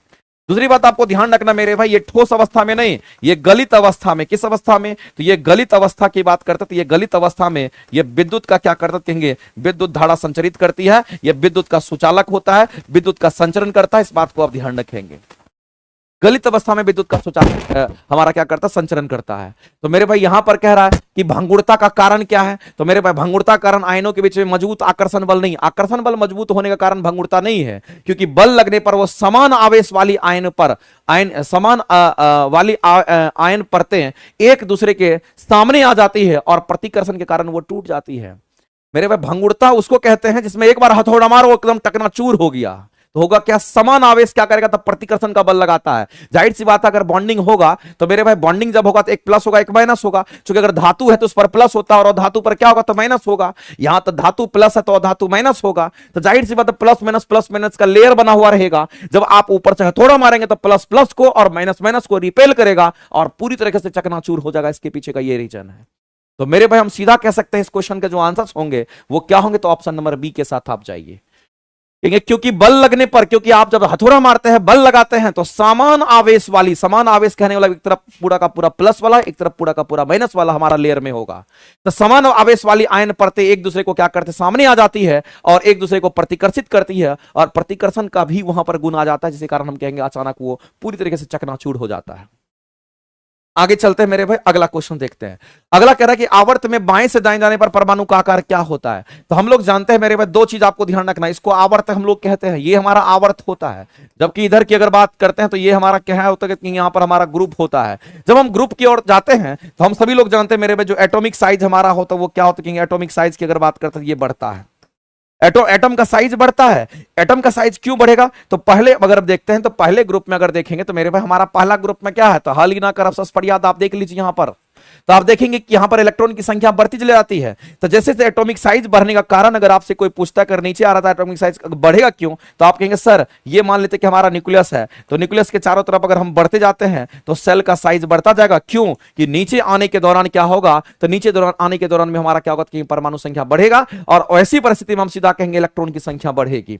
तो जब इलेक्ट्रॉन की संख्या बढ़ती चली जाएगी, इलेक्ट्रॉन की संख्या बढ़ती चलेगी, इलेक्ट्रॉन की संख्या बढ़, इसमें पहले कक्षा में 2 इलेक्ट्रॉन होगा, दूसरी कक्षा में 8 इलेक्ट्रॉन, इस तरह से हमारा होता है, और ऐसे हमारा बढ़ता जाएगा और ऐसे बढ़ता जाएगा हमारा। तो जैसे जैसे इलेक्ट्रॉन की संख्या बढ़ेगी मेरे में, तो इलेक्ट्रॉन का इसका रेडियस बढ़ेगा, और जब रेडियस बढ़ेगा तो आप सीधा कहेंगे एटम का साइज हमारा क्या होगा, कहीं एटॉमिक साइज होगा, ये भी हमारा कहीं ना कहीं यहां भी इंक्रीज कर जाएगा। और दूसरी बात आपको ध्यान रखना मेरे भाई, जब नीचे की ओर आते हैं तो एटॉमिक साइज तो हमारा बढ़ेगा ही बढ़ेगा, साथ ही साथ इलेक्ट्रोनेगेटिविटी का मान हमारा यहां पर घटता है, इलेक्ट्रॉन एफिनिटी जो हमारा होता है ये भी हमारा घटता है। तो मेरे भाई इलेक्ट्रॉन को खींचने की बंधन क्षमता भी कमजोर होती है, क्योंकि नीचे जाने पर यह घटता है, तो बंधन क्षमता कमजोर होगा तो हम कहेंगे एक इलेक्ट्रॉन दूसरे इलेक्ट्रॉन से सेपरेट होता चला जाएगा और दूरी बढ़ जाएगा। लेकिन जब कभी भी आवर्त में हम जाते हैं तो होता क्या है मेरे भाई, तो आप आवर्त में जाते हो तो होता क्या, जैसे आवर्त में आप जाते हैं, ये हमारा मान लेते हैं कि ये सेल है, तो इसमें इलेक्ट्रॉन को क्या करता है, एक दूसरे को आकर्षित करता है, उसके पीछे रीजन है, यहां इलेक्ट्रॉन है, यहां इलेक्ट्रॉन, एक दूसरे को आकर्षित करने का इसमें गुण होता है। कहिए कैसे, क्योंकि जब हम लोग आवर्त में इधर से इधर की ओर जाते हैं तो याद रखना इलेक्ट्रोनेगेटिविटी का मान बढ़ता है, साथ ही साथ इलेक्ट्रॉन एफिनिटी जो होता है, जिसको हम लोग यहां पर कहते हैं इलेक्ट्रॉन एफिनिटी की बात करते हैं, इसका मान बढ़ता है। इलेक्ट्रॉन एफिनिटी का मान बढ़ना कहने का मतलब आकर्षण का गुण बढ़ना, इसका मतलब मेरे भाई यहां पर आकर्षण गुण बढ़ जाता है, इस बात को ध्यान रखना। यहां आकर्षण बढ़ जाएगा, जब आकर्षण बढ़ेगा तो ये इलेक्ट्रॉन इस इलेक्ट्रॉन को क्या करेगा, खींच लेगा और सेल का साइज कंप्रेस हो जाएगा, और ऐसी परिस्थिति में हम कहते हैं कि आकार छोटा होता है। तो डाउन द ग्रुप आकार बढ़ेगा, आवर्त में आकार हमारा छोटा होगा, क्योंकि मेरे भाई ये आवेश क्या करता है, एक दूसरे को आकर्षित कर लेता है और साइज को छोटा कर देता है, क्योंकि इसके अंदर हमारा इलेक्ट्रॉन एफिनिटी गुण बढ़ता है। एफिनिटी का गुण बढ़ना मतलब आकर्षण करने का गुण बढ़ जाता है, और ये पास पास आ जाएगा तो साइज हमारा छोटा हो जाता है। तो आप सीधा कहेंगे ऐसे क्वेश्चन के आंसर क्या करेंगे, तो ऐसे क्वेश्चन के आंसर करेंगे हम लोग सीधा कि नाभिकीय आवेश हमारा बढ़ जाता है। जैसे ही आप इधर की ओर आएंगे इलेक्ट्रोनेगेटिविटी का मान बढ़ेगा, इलेक्ट्रॉन एफिनिटी का मान बढ़ेगा, और वही क्या करेगा, तो आपस में उसको खींच लेता है और साइज को छोटा कर देता है। ये इसका मेन रीजन होता है। तो मेरे भाई इस क्वेश्चन का अगर आंसर करेंगे तो ऑप्शन नंबर आपका यहां पर बी करेक्ट हो जाएगा। एक लाइन में कहानी खत्म, आगे चलते हैं, अगला क्वेश्चन देखते हैं। अगला कहता है कि समान समान का घोलता, यानी कि लाइक डिजॉल्व लाइक की जो सिद्धांत है, ये प्रिंसिपल आपको पता होना चाहिए, केमिस्ट्री में पढ़ना होता है। ये 12th का हमारा है, लेकिन आप जान लीजिए कि लाइक डिजॉल्व लाइक हमारा क्या होता है। लाइक डिजॉल्व लाइक प्रिंसिपल हमारा क्या होता है, इस बात को ध्यान रखें। लाइक डिजॉल्व लाइक प्रिंसिपल की अगर हम बात करते हैं, इसका मतलब क्या होता है, एक लाइन में कहानी खत्म है। इसका मतलब यह होता है कि मेरे भाई अगर कोई पोलर है, अगर क्या तो कोई पोलर है, और एक क्या तो कोई हमारा नॉन पोलर है, तो मेरे भाई पोलर पोलर को और नॉन पोलर को ही डिजॉल्व करता है। इसका मतलब यही हमारा होता है। तो अगर कोई पोलर सब्सटेंस है, कैसा सब्सटेंस है, तो पोलर पदार्थ हमारा है, तो आपको ध्यान रखना पोलर सब्सटेंस पोलर को ही डिजॉल्व करेगा। पोलर सब्सटेंस पोलर को ही डिजॉल्व करेगा, पोलर को ही डिजॉल्व करेगा, इस बात को ध्यान रखेंगे। पोलर को ही डिजॉल्व करेगा, ये बात आपको डिजॉल्व करेगा, ये बात आपको ध्यान रखना। और नॉन पोलर जो सब्सटेंस हमारे होते हैं, ये क्या करेगा, तो नॉन पोलर को ही डिजॉल्व करेगा, ये बात आपको ध्यान रखना। नॉन पोलर को ही डिजॉल्व करेगा, नॉन पोलर को ही ये डिजॉल्व करेगा, ये बात आपको ध्यान रखना।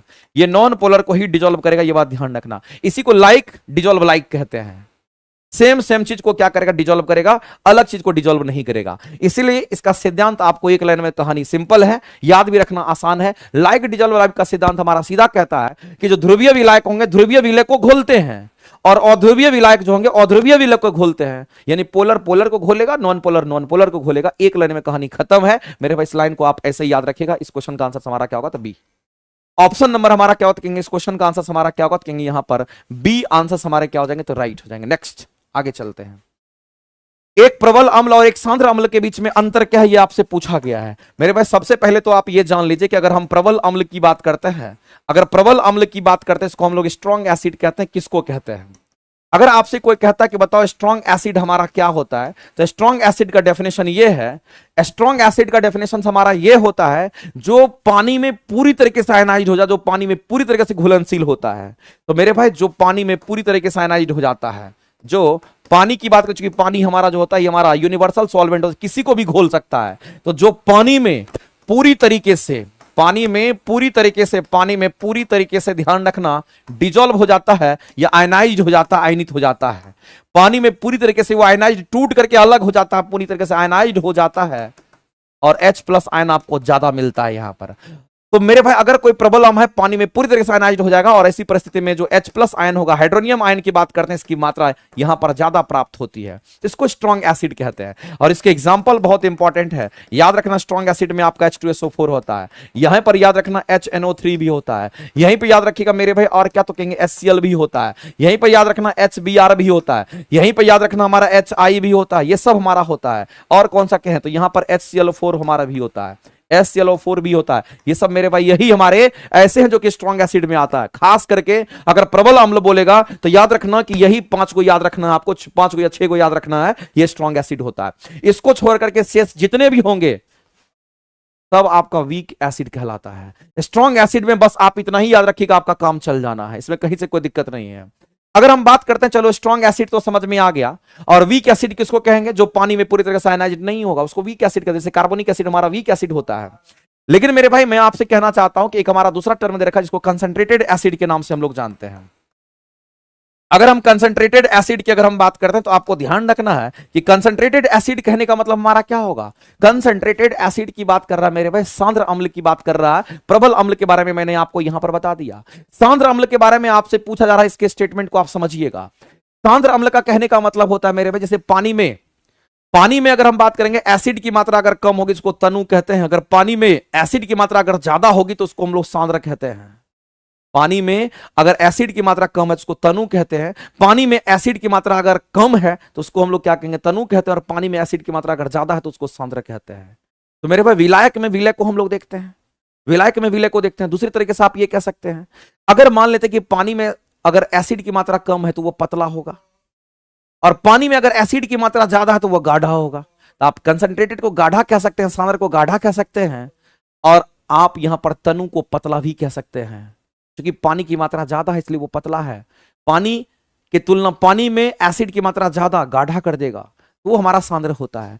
तो मेरे भाई इस क्वेश्चन के अगर आंसर करने के लिए जाएंगे तो हम लोग सीधा कहेंगे अंतर क्या है, तो यहां कह रहा है कोई अंतर नहीं, हम कह रहे हैं अंतर है, यहां कह रहा है कोई अंतर नहीं। कहता कि प्रबलता आयनीकरण की मात्रा को संदर्भित करती है, यानी कहने का मतलब मेरे भाई प्रबल अम्ल जो होता है वो कहीं ना कहीं आयनाइजेशन को दिखाता है, उसको संदर्भित करता है। क्योंकि मैंने ये कह दिया कि अगर कोई प्रबल अम्ल होगा तो पूरी तरीके से आयनाइज्ड होगा, प्रबल अम्ल है तो पूरी तरीके से आयनाइज्ड होगा, यानी कि कहीं ना कहीं आयनीकरण की जो मात्रा होता है उसकी संदर्भित करती है। जबकि सांद्रता की जब बात करते हैं, कंसंट्रेशन की बात करते हैं, तो प्रति इकाई आयतन में यानी 1 मीटर क्यूब में 1 मीटर क्यूब आयतन में अम्ल की मात्रा को दिखाता है कि अम्ल की मात्रा ज्यादा है या अम्ल की मात्रा कम है। अगर अम्ल की मात्रा ज्यादा होगी तो याद रखना वो सांद्र होगा, अम्ल की मात्रा कम होगी तो याद रखना मेरे भाई वो हमारा क्या होता है, क्षार होगा। इस बात को सॉरी, अम्ल की मात्रा कम होगी तो उसको तनु कहेंगे।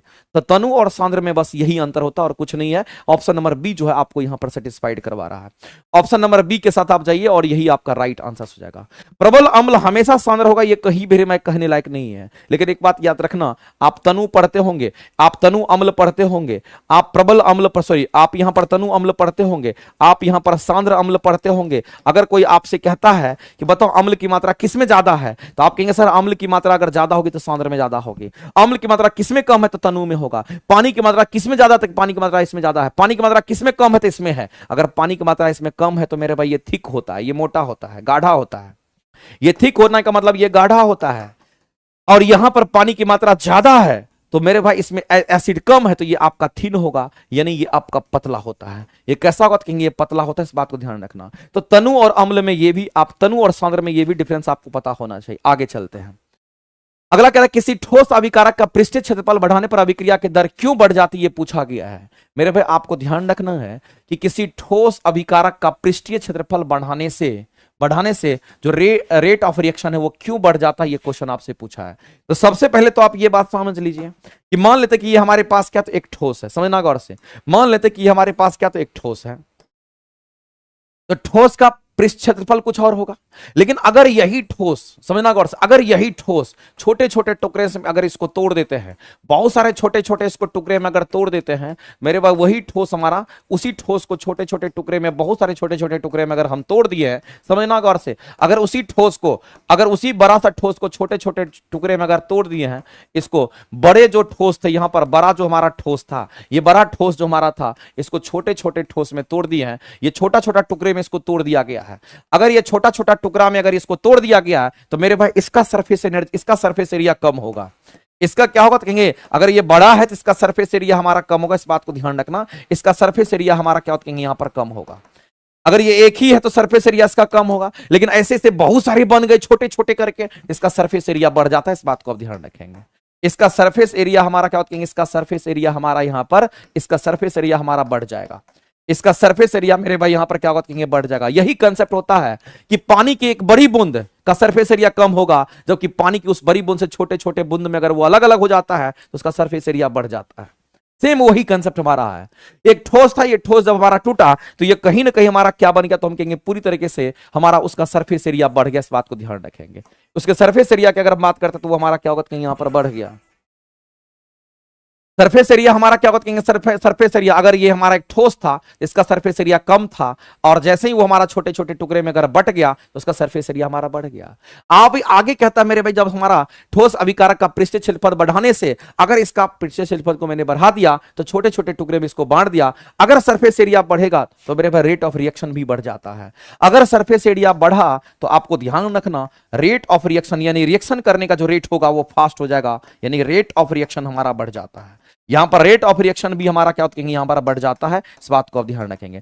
तो मेरे भाई सरफेस एरिया के बढ़ने से हमेशा याद रखना रेट ऑफ रिएक्शन फास्ट हो जाता है, बढ़ जाता है। तो आप ऐसे में इस क्वेश्चन के आंसर क्या करेंगे, तो आप कहेंगे सक्रियण ऊर्जा को कम करता है, यह हमारा अधिक अभिकारक कणों का संगठन के लिए उपलब्ध करता है, यह अभिक्रिया तापमान को बढ़ाता है। तो आपको ध्यान रखना मेरे भाई, अगर सरफेस एरिया अगर बढ़ जाएगा तो एक दूसरे से कॉलिजन ज्यादा करेगा, जब कॉलिजन ज्यादा करेगा तो रेट ऑफ रिएक्शन हमारा फास्ट हो जाएगा, क्योंकि कॉलिजन ज्यादा करेगा तो तापमान बढ़ेगा, तापमान बढ़ेगा तो उसका रेट ऑफ रिएक्शन फास्ट हो जाएगा। इस बात को आप ध्यान रखना मेरे भाई। इसके पीछे कंसेप्ट हमारा क्या है, तो यहां पर अगर कॉलिजन देखेंगे तो यहां पर कॉलिजन हमारा लेस होगा, यहां पर कॉलिजन कैसा होगा, तो एक दूसरे में टकराव हमारा बहुत कम होगा, क्योंकि एक ही पीस हमारा है। तो आप सीधा कहेंगे सर यहां पर हमारा कॉलिजन क्या होगा, तो कहेंगे यहां पर कॉलिजन हमारा लेस होगा। लेकिन यहां पर जब सरफेस एरिया हमारा छोटा छोटा में टूट करके अलग अलग हो गया, तो मेरे जब सरफेस एरिया बढ़ गया, छोटे छोटे टुकड़े में बट गया, तो यहां पर कॉलिजन ज्यादा होगा।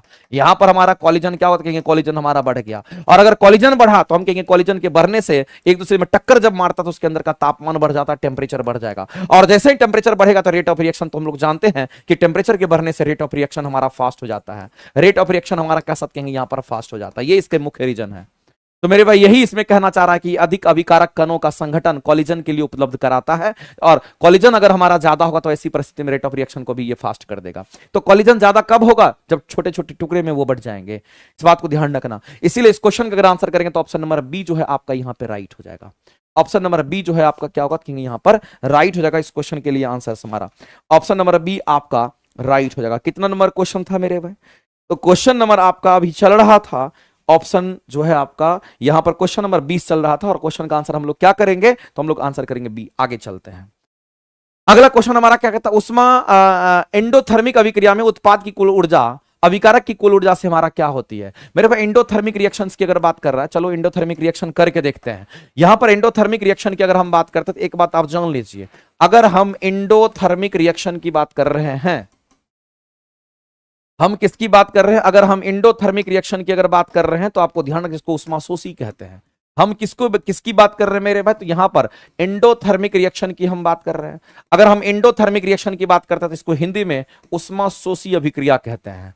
इसको क्या कहेंगे, तो इसको उष्माशोषी अभिक्रिया के नाम से हम लोग जानते हैं, इस बात को ध्यान रखना। और उष्माशोषी अभिक्रिया में उष्मा का शोषण होता है। इसमें किसका शोषण होगा, तो यहां पर उष्मा का शोषण होता है, ये बात आपको ध्यान रखना है। उष्मा का शोषण होता है, इस बात को, वैसा रिएक्शन जिसमें उष्मा वो लेता है। जैसे मान लेते कैल्शियम कार्बोनेट हमारा है, आपने क्या किया, इसको गर्म करना शुरू किया, आपने इसको हीट करना शुरू किया, तो उष्मा लिया, और जब उष्मा लेता है तो ऐसी परिस्थिति में ये टूट करके अलग होगा, कैल्शियम ऑक्साइड और कार्बन डाइऑक्साइड गैस के रूप में ये बाहर निकलेगा।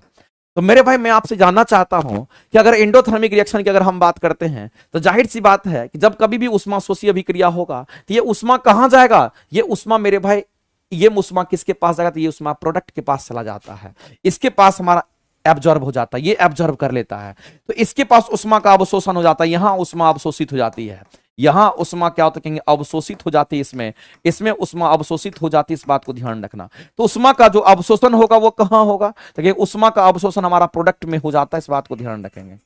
तो उष्मा का यहां पर क्या होगा, अवशोषण हो जाएगा। तो मेरे भाई जाहिर सी बात है कि उष्मा इसके पास अवशोषण हुआ तो इसके पास एनर्जी ज्यादा होगा, इसके पास एनर्जी कम होगा। तो जब एंडोथर्मिक रिएक्शन की बात करते हैं तो याद रखना, इसके पास एनर्जी ज्यादा, इसके पास एनर्जी कम होगा। इसको हम लोग क्या कहते हैं, इसको हम लोग यहां पर रिएक्टेंट कहते हैं, इस बात को आप सभी लोग जानते हैं, इसको रिएक्टेंट कहते हैं। और इसको हम लोग क्या कहते हैं, ये हमारा प्रोडक्ट होगा। तो मेरे भाई इस बात को आप ही लोग बताइए कि जब कभी भी आपके सामने में ऐसा आता है, एंडोथर्मिक रिएक्शन की बात आता है, जो आप उष्मा दिए वो किसके पास, तो प्रोडक्ट के पास चला गया, इसका मतलब इसके पास उष्मा ज्यादा, इसके पास उष्मा कम होगा। तो हमारा प्रोडक्ट के पास उष्मा ज्यादा, रिएक्टेंट के पास उष्मा कम होगा, ये बात हमेशा ध्यान में रखना। लेकिन एंडोथर्मिक की केस में ऐसा होगा। लेकिन यही चीज अगर एक्सोथर्मिक होता तो क्या होता, यही चीज मेरे भाई अगर एक्सोथर्मिक की अगर बात करते हैं, अगर यही चीज हमारा एक्सोथर्मिक रिएक्शंस की अगर बात करते तो क्या होता। एक्सोथर्मिक रिएक्शन में क्या करता है, उष्मा बाहर निकलता है। जैसे मान लेते हैं आप किसी का भी एक इक्वेशन आप देख सकते हैं जहां से उष्मा बाहर निकलता है, हम सभी लोग जानते हैं मेरे भाई, ठीक। अगर कोई भी रिएक्शन अगर हमारा होता है जिससे उष्मा हमारा बाहर निकलता है, जैसे मान लेते हैं थोड़ी देर के लिए हम यहां पर हाइड्रोजन की हम बात करते हैं, या फिर कोई भी हमारा ऐसा होता है जैसे रिएक्शन की बात करें, जैसे कार्बन है और ऑक्सीजन के साथ ये जला, तो यहां से कार्बन डाइऑक्साइड गैस हमारा निकला, और साथ ही साथ यहां से कुछ एनर्जी जो हमारा हीट बाहर हो गया। तो मेरे भाई जब इस प्रोडक्ट से हमारा हीट बाहर हो रहा है, ये प्रोडक्ट है हमारा, और इस प्रोडक्ट से हमारा हीट क्या हो रहा है, कहेंगे प्रोडक्ट से, इस प्रोडक्ट से हीट उष्मा बाहर हो रहा है। अगर प्रोडक्ट से मेरे भाई उष्मा बाहर होगा, अगर प्रोडक्ट से उष्मा बाहर होगा तो इसके पास एनर्जी कम होगा, इसके पास एनर्जी ज्यादा होगा, इस बात को आप ध्यान रखेंगे। तो ये उल्टा होता, तो आपसे बोला कि एंडोथर्मिक रिएक्शन बोला गया है, तो हम सीधा कहेंगे कि या इंडोथर्मिक रिएक्शन जिसमें उष्मा लेगा तो उत्पाद के पास ज्यादा एनर्जी होगा एज कंपेयर टू अभिकारक। तो मेरे भाई उष्माशोषी अभिक्रिया में उत्पाद की जो कुल ऊर्जा होगी अभिकारक की कुल ऊर्जा से क्या होगी, तो अधिकतर होगी, यानी इसकी कुल ऊर्जा जो होगी इसकी ऊर्जा से ज्यादा होगी। इस बात को ध्यान रखना। और ऐसी परिस्थिति में इस क्वेश्चन का आंसर करेंगे ऑप्शन नंबर ए। लेकिन यहीं पर एक्सोथर्मिक होता तो आप कहते क्या, आप कहते मेरे भाई कि अभिकारक के पास ज्यादा एनर्जी होता, किसके तुलना में, तो उत्पाद की तुलना में, उल्टा कहते हैं। आगे चलते हैं, अगला क्वेश्चन देखते हैं। आगे हम लोग बढ़ते हैं और अगला क्वेश्चन हम लोग देखते हैं। कहता अल्केन प्रतिस्थापन अभिक्रिया। इसमें तो एक ही चीज आपको ध्यान रखना मेरे भाई, प्रतिस्थापन अभिक्रिया और एडिशन रिएक्शन की अगर हम बात करते हैं तो आपको ध्यान रखना है जब कभी भी एडिशन रिएक्शन की अगर बात होती है तो एक लाइन में आप जान लीजिए एडिशन रिएक्शन जनरली कहां पर देखने को मिलता है। ये आपको जनरली कहां देखने को मिलता है उसको हम लोग समझते हैं। तो एडिशन रिएक्शन जनरली कहां देखने को मिलता है, तो एडिशन रिएक्शन जनरली हमारा अल्कीन और अल्काइंस में देखने को मिलता है। ये जनरली कहां पे, तो आपको ध्यान रखना अगर कोई अल्कीन है हमारा डबल बॉन्ड वाला और कोई अगर हमारा अल्काइन होता है तो इन दोनों जगह पर आपको ध्यान रखना कि एडिशन रिएक्शन हमारा होता है। लेकिन अगर मान लेते हैं हमारा सब्स्टिट्यूशन रिएक्शन की अगर बात करेंगे तो ये सब्स्टिट्यूशन रिएक्शन हमारा कहां होता है, तो आपको ध्यान रखना है कि सब्स्टिट्यूशन रिएक्शन हमारा जनरली वहां होता है। ये कहां होता, तो आपको ध्यान रखना ये जनरली मेरे भाई यहां पर कहां पे होगा, तो ये अल्केन्स में होता है, ये अल्केन में होता है। और अल्केन कहने वाला कार्बन कार्बन के बीच में हमारा सिंगल बॉन्ड की हम बात करेंगे, अल्कीन कहने वाला कार्बन कार्बन के बीच में डबल बॉन्ड की बात करेंगे, अल्काइन कहने वाला कार्बन कार्बन के बीच में हमारा ट्रिपल बॉन्ड हमारा होता है। इस बात को ध्यान रखना मेरे भाई। और हम सभी लोग जानते हैं अगर कार्बन कार्बन के बीच में अगर सिंगल बॉन्ड है तो ये मजबूत बॉन्ड होता है। जब मजबूत बॉन्ड है तो बॉन्ड टूट नहीं पाता है और वैसी परिस्थिति में हम लोग क्या करते हैं, तो एलिमेंट को ही यहां से क्या करते हैं, तो यहां से सब्स्टिट्यूट करते हैं, इसको रिप्लेस कर देते हैं। लेकिन अल्कीन और अल्काइन में क्या होगा, तो मेरे भाई इसमें डबल बॉन्ड ट्रिपल बॉन्ड का double bond triple bond reaction के दौरान आसानी से टूट जाता, चूंकि ये वीक होता है टूट जाता है। और वैसी परिस्थिति में जो चीज ऐड होना होता आकर के ऐड हो जाता है। हम लोग जानते हैं मेरे भाई हाइड्रोजनेशन का प्रोसेस आपने पढ़ा होगा, आपने पढ़ा होगा हाइड्रोजनेशन का प्रोसेस। और हाइड्रोजनेशन याद कीजिए, नहीं पढ़े तो आप जान लीजिए मेरे भाई, हाइड्रोजनेशन प्रोसेस याद कीजिए। हाइड्रोजनेशन प्रोसेस की अगर बात करते हैं याद कीजिए हाइड्रोजनेशन प्रोसेस में हमारा क्या होता है। तो हाइड्रोजनेशन प्रोसेस हमारा जो होता है ये क्या है, तो याद रखना ये एक एडिशन रिएक्शन हमारा है। ये कैसा रिएक्शन है, तो कहेंगे ये हमारा एक एडिशन रिएक्शन है। इस बात को आप ध्यान रखेंगे। और ऐसी परिस्थिति में हम सभी लोग जानते हैं कि जो हमारा वसा होता है वो हमारा किसमें, तो हम लोग सीधा कहते हैं वनस्पति तेल वनस्पति घी में बदल जाता है। ऐसे समझ लीजिए जो वनस्पति तेल हमारा होता है ये वनस्पति तेल हमारा किसमें, तो वनस्पति घी में हमारा बदल जाता है।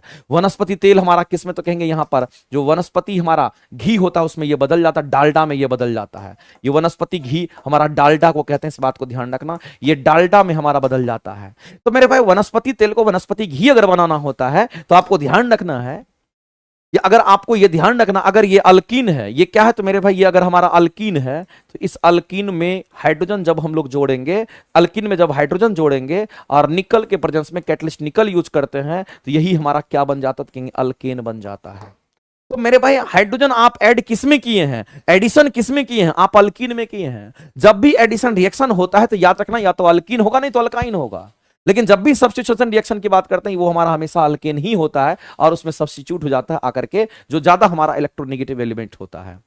तो इसमें अगर क्वेश्चन का आंसर आप करेंगे तो क्या करेंगे, तो आप कहेंगे मेरे भाई अल्केन प्रतिस्थापन अभिक्रिया से गुजरते हैं। प्रतिस्थापन का मतलब होता है सब्स्टिट्यूशन रिएक्शन, अल्केन हमारा इसी से गुजरता है, जबकि अल्कीन और अल्काइन हमारा एडिशन रिएक्शन से गुजरता है। जबकि अल्कीन योगेज अभिक्रिया जिसको हम लोग कहते हैं एडिशन रिएक्शन से गुजरता है। इसका रीजन क्या है, क्योंकि मेरे भाई अल्केन संतृप्त होते हैं, क्योंकि अल्केन संतृप्त होते हैं जबकि अल्कीन और अल्काइन दोनों संतृप्त होता है, इसीलिए ऐसा होता है मेरे भाई। डबल बॉन्ड और सिंगल बॉन्ड का ही मुख्य रूप से खेला होता है, ध्यान रखिएगा, यही मेन रीजन है इसका। आगे चलते हैं नेक्स्ट। अगला क्वेश्चन हमारा क्या कहता है, 0 से 4 डिग्री सेल्सियस पर जल का आयतन क्या, किसका आयतन पूछा था, जल का। मेरे भाई इसको ग्राफिकली हम लोग पढ़ते हैं, इसको लोग ग्राफ से देखते हैं और बहुत इजी हमारा होता है। तो हम लोग पानी के लिए ग्राफ देख रहे हैं, किसके लिए देख रहे हैं, तो ये पानी का ग्राफ देख रहे हैं, इस बात को आप ध्यान रखेंगे। तो पानी का जो नेचर है उसका ग्राफ हम लोग देखते हैं। तो एक होता है हमारा डेंसिटी वर्सेस हमारा टेम्परेचर ग्राफ होता है, एक तरफ हमारा डेंसिटी दूसरी तरफ हमारा टेम्परेचर ग्राफ। तो इसमें ग्राफ हमारा कैसा बनेगा, तो डेंसिटी वर्सेस टेम्परेचर में ग्राफ हमारा कुछ ऐसा बनता है। लेकिन यही चीज अगर मेरे भाई आपको ध्यान रखना है, आयतन वर्सेस टेम्परेचर का ग्राफ अगर बोलेगा तो यहां पर हमारा आयतन जिसको वॉल्यूम कहते हैं, ये हमारा टेम्परेचर का ग्राफ हमारा होगा। तो आपको ध्यान रखना मेरे भाई, डेंसिटी और इसमें रिलेशन क्या, तो कहेंगे डेंसिटी इक्वल टू हमारा मास पर यूनिट वॉल्यूम होता है। हम लोग जानते हैं मेरे भाई, अगर किसी बर्फ को पानी बनाइए, पानी को बर्फ बनाइए, उसके द्रव्यमान में कोई परिवर्तन नहीं होता, ये हमारा कांस्टेंट होगा। हाँ, उसके आयतन में और घनत्व में अंतर आ जाएगा, क्योंकि पानी का घनत्व होता है 1000 और हमारा बर्फ का घनत्व होता है 900, तो घनत्व में अंतर आएगा, आयतन में अंतर आएगा, एक बार फैलेगा एक बार सिकुड़ेगा। तो मेरे भाई इन दोनों में रिलेशन होता है, और डेंसिटी और वॉल्यूम एक दूसरे का भी तो कर्मानुपाती होता है। तो जब दोनों उल्टा होता है तो ग्राफ भी उल्टा बन जाएगा, इसका ग्राफ ऐसा बन जाएगा, इसका ग्राफ मेरे भाई कैसा कहेंगे, ऐसा बन जाएगा। इसके कोरस्पॉन्डिंग अगर टेम्परेचर को अगर आप 4 डिग्री सेल्सियस देखते हैं तो इसके मिनिमम के कोरस्पॉन्डिंग आप 4 डिग्री सेल्सियस देखेंगे। तो ये आयतन का ग्राफ है और ये आपका घनत्व का ग्राफ है, ये घनत्व का ग्राफ है, ये किसका, तो घनत्व ग्राफ है, और ये आयतन का ग्राफ है। मेरे भाई ये किसका ग्राफ है, तो आपको ध्यान रखना, ये घनत्व के लिए, और ये किसके लिए, तो कहेंगे ये आयतन के लिए ग्राफ है। अब क्वेश्चन को समझना इजी आपका है। क्वेश्चन में हमारा कहता है, मान लेते हैं यहां पर 0 डिग्री सेल्सियस, चूंकि ये 0 से शुरुआत करेगा तो आगे बढ़ेगा, तो 0 से 4 पे जाना है, और 0 से 4 पे यहां पर भी 0 डिग्री सेल्सियस हमारा है। अगर हम 0 से 4 डिग्री सेल्सियस की तरफ हम बढ़ते हैं, तापमान को लेकर बढ़ते हैं, तो ये ग्राफ नीचे आ रहा है। जब ग्राफ नीचे आ रहा है तो ये ग्राफ हमारा वॉल्यूम का है, अगर हम कहेंगे ऊपर जाएंगे तो वॉल्यूम बढ़ेगा, नीचे आएंगे तो वॉल्यूम घटेगा। तो जैसे तापमान बढ़ा 0 से 4 हुआ तो आयतन का ग्राफ हमारा नीचे आ रहा है, यानी ये चीज पॉसिबिलिटी दिखा रहा है, इसका मतलब आयतन घट रहा है। तो मेरे वही पूछा गया है कि 0 डिग्री सेल्सियस तक अगर गर्म करते हैं, 0 से 4 डिग्री तक अगर गर्म करते हैं, तापमान अगर बढ़ेगा तो जल का आयतन क्या होगा, तो कहेंगे घटेगा। और इस परिस्थिति में इस क्वेश्चन का आंसर क्या करेंगे, तो ऑप्शन नंबर आपका बी राइट हो जाएगा। लेकिन इस केस में क्या होता, तो 0 से अगर 4 डिग्री सेल्सियस पर अगर तापमान बढ़ता तो घनत्व बढ़ रहा, ऊपर ग्राफ जा रहा है, यानी घनत्व बढ़ रहा है। तो ऐसे क्वेश्चन का आंसर आपको करने, आगे चलते हैं। अगला हमारा है कि कोलाइडल विलयन की बात करते हैं, प्रकाश का परिणीकरण क्यों करते हैं, ये आपसे पूछा गया। मेरे भाई जब हम लोग सॉल्यूशन की बात करते हैं, जब कभी भी हम किसकी बात करते हैं, सॉल्यूशन की बात करते हैं, तो आपको ध्यान रखना, एक तो हमारा इसमें ट्रू सॉल्यूशन होता है, एक में हमारा क्या कहेंगे, यहां पर ट्रू सॉल्यूशन होता है, आप सभी लोग जानते होंगे। और दूसरा सॉल्यूशन हमारा क्या कहेंगे, तो दूसरे को हम लोग यहां पर कोलाइड कहते हैं, इस बात को आप ध्यान रखना। दूसरा हमारा क्या कहेंगे, यहां पर कोलाइड है। और तीसरे की अगर हम बात करते हैं, इसको हम लोग क्या कहते हैं, इसको हम लोग सस्पेंशन के नाम से जानते हैं, ये बात आपको ध्यान रखना।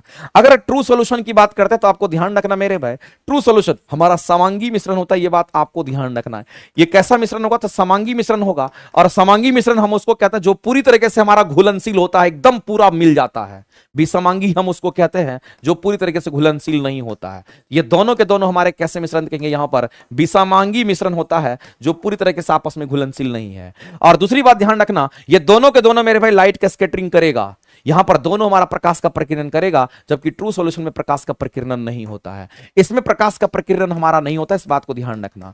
यहां पर प्रकाश का प्रकीर्णन होता ही नहीं है, क्योंकि ये इतना छोटा छोटा पार्टिकल के रूप में पूरी तरह सॉल्यूशन हो जाता, सॉल्युबल हो जाता है कि मेरे पास छोटे छोटे कण रहते, बहुत छोटे छोटे कण में वो मिल जाता है। इसलिए प्रकाश का प्रकीर्णन की अगर बात करेंगे तो प्रकाश का प्रकीर्णन नहीं कर पाता है। प्रकाश का प्रकीर्णन तो तभी होगा जब बड़ा बड़ा पार्टिकल्स होगा। ये समांगी मिश्रण पूरी तरीके से घुलनशील है, तो छोटे छोटे पार्टिकल, इतने छोटे पार्टिकल में प्रकाश आर पार कर जाएगा, टकराएगा ही नहीं उससे, हमारा स्कैटर ही नहीं होगा। तो यहां पर प्रकाश का प्रकीर्णन नहीं होता, लेकिन इन दोनों में प्रकाश का प्रकीर्णन होता है मेरे भाई। यहां भी यहां तो प्रकाश का प्रकीर्णन थोड़ा ज्यादा होता है। यहां पर अगर प्रकाश के प्रकीर्णन की अगर हम बात करते हैं तो यहां पर सबसे ज्यादा प्रकाश का प्रकीर्णन यहीं पर हमारा होता है।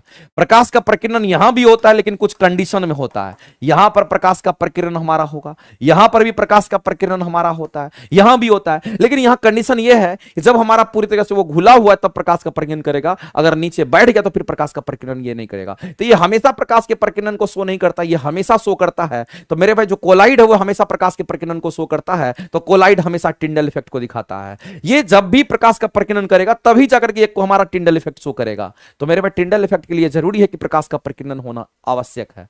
तो इस क्वेश्चन के अगर आंसर करेंगे तो हम लोग क्या करेंगे, कोलाइड विलयन प्रकाश का प्रकीर्णन क्यों करते हैं, क्योंकि मेरे भाई क्योंकि उनके कण प्रकाश को पूरी तरीके से परावर्तित करते हैं, क्योंकि कण के आकार प्रकाश के तरंगदैर्घ्य की तुलना में हमारा, क्योंकि उनके कणों का आकार प्रकाश के तरंगदैर्घ्य के तुलनीय होता है, क्योंकि वे रंगीन होते हैं। मेरे भाई इस क्वेश्चन का अगर सही से आंसर अगर करना होगा तो ऑप्शन नंबर बी के साथ हम लोग जाएंगे। तो जाहिर से प्रकाश का जो प्रकीर्णन हमारा होता है वो कण के आकार पे होता है, और जाहिर सी बात है कण का आकार अगर बहुत छोटा है और तरंगदैर्घ्य जो प्रकाश की तरंगदैर्घ्य है वो भी अगर बहुत छोटी है, तब जाकर के प्रकाश का प्रकीर्णन होगा। तो हम कहेंगे प्रकाश के प्रकीर्णन के लिए कण का आकार और तरंगदैर्घ्य का जो आकार होना चाहिए वो बराबर होना चाहिए, तो पूरी तरीके से हमारा क्या होता है, प्रकीर्णन वहां पर हमारा हो जाता है।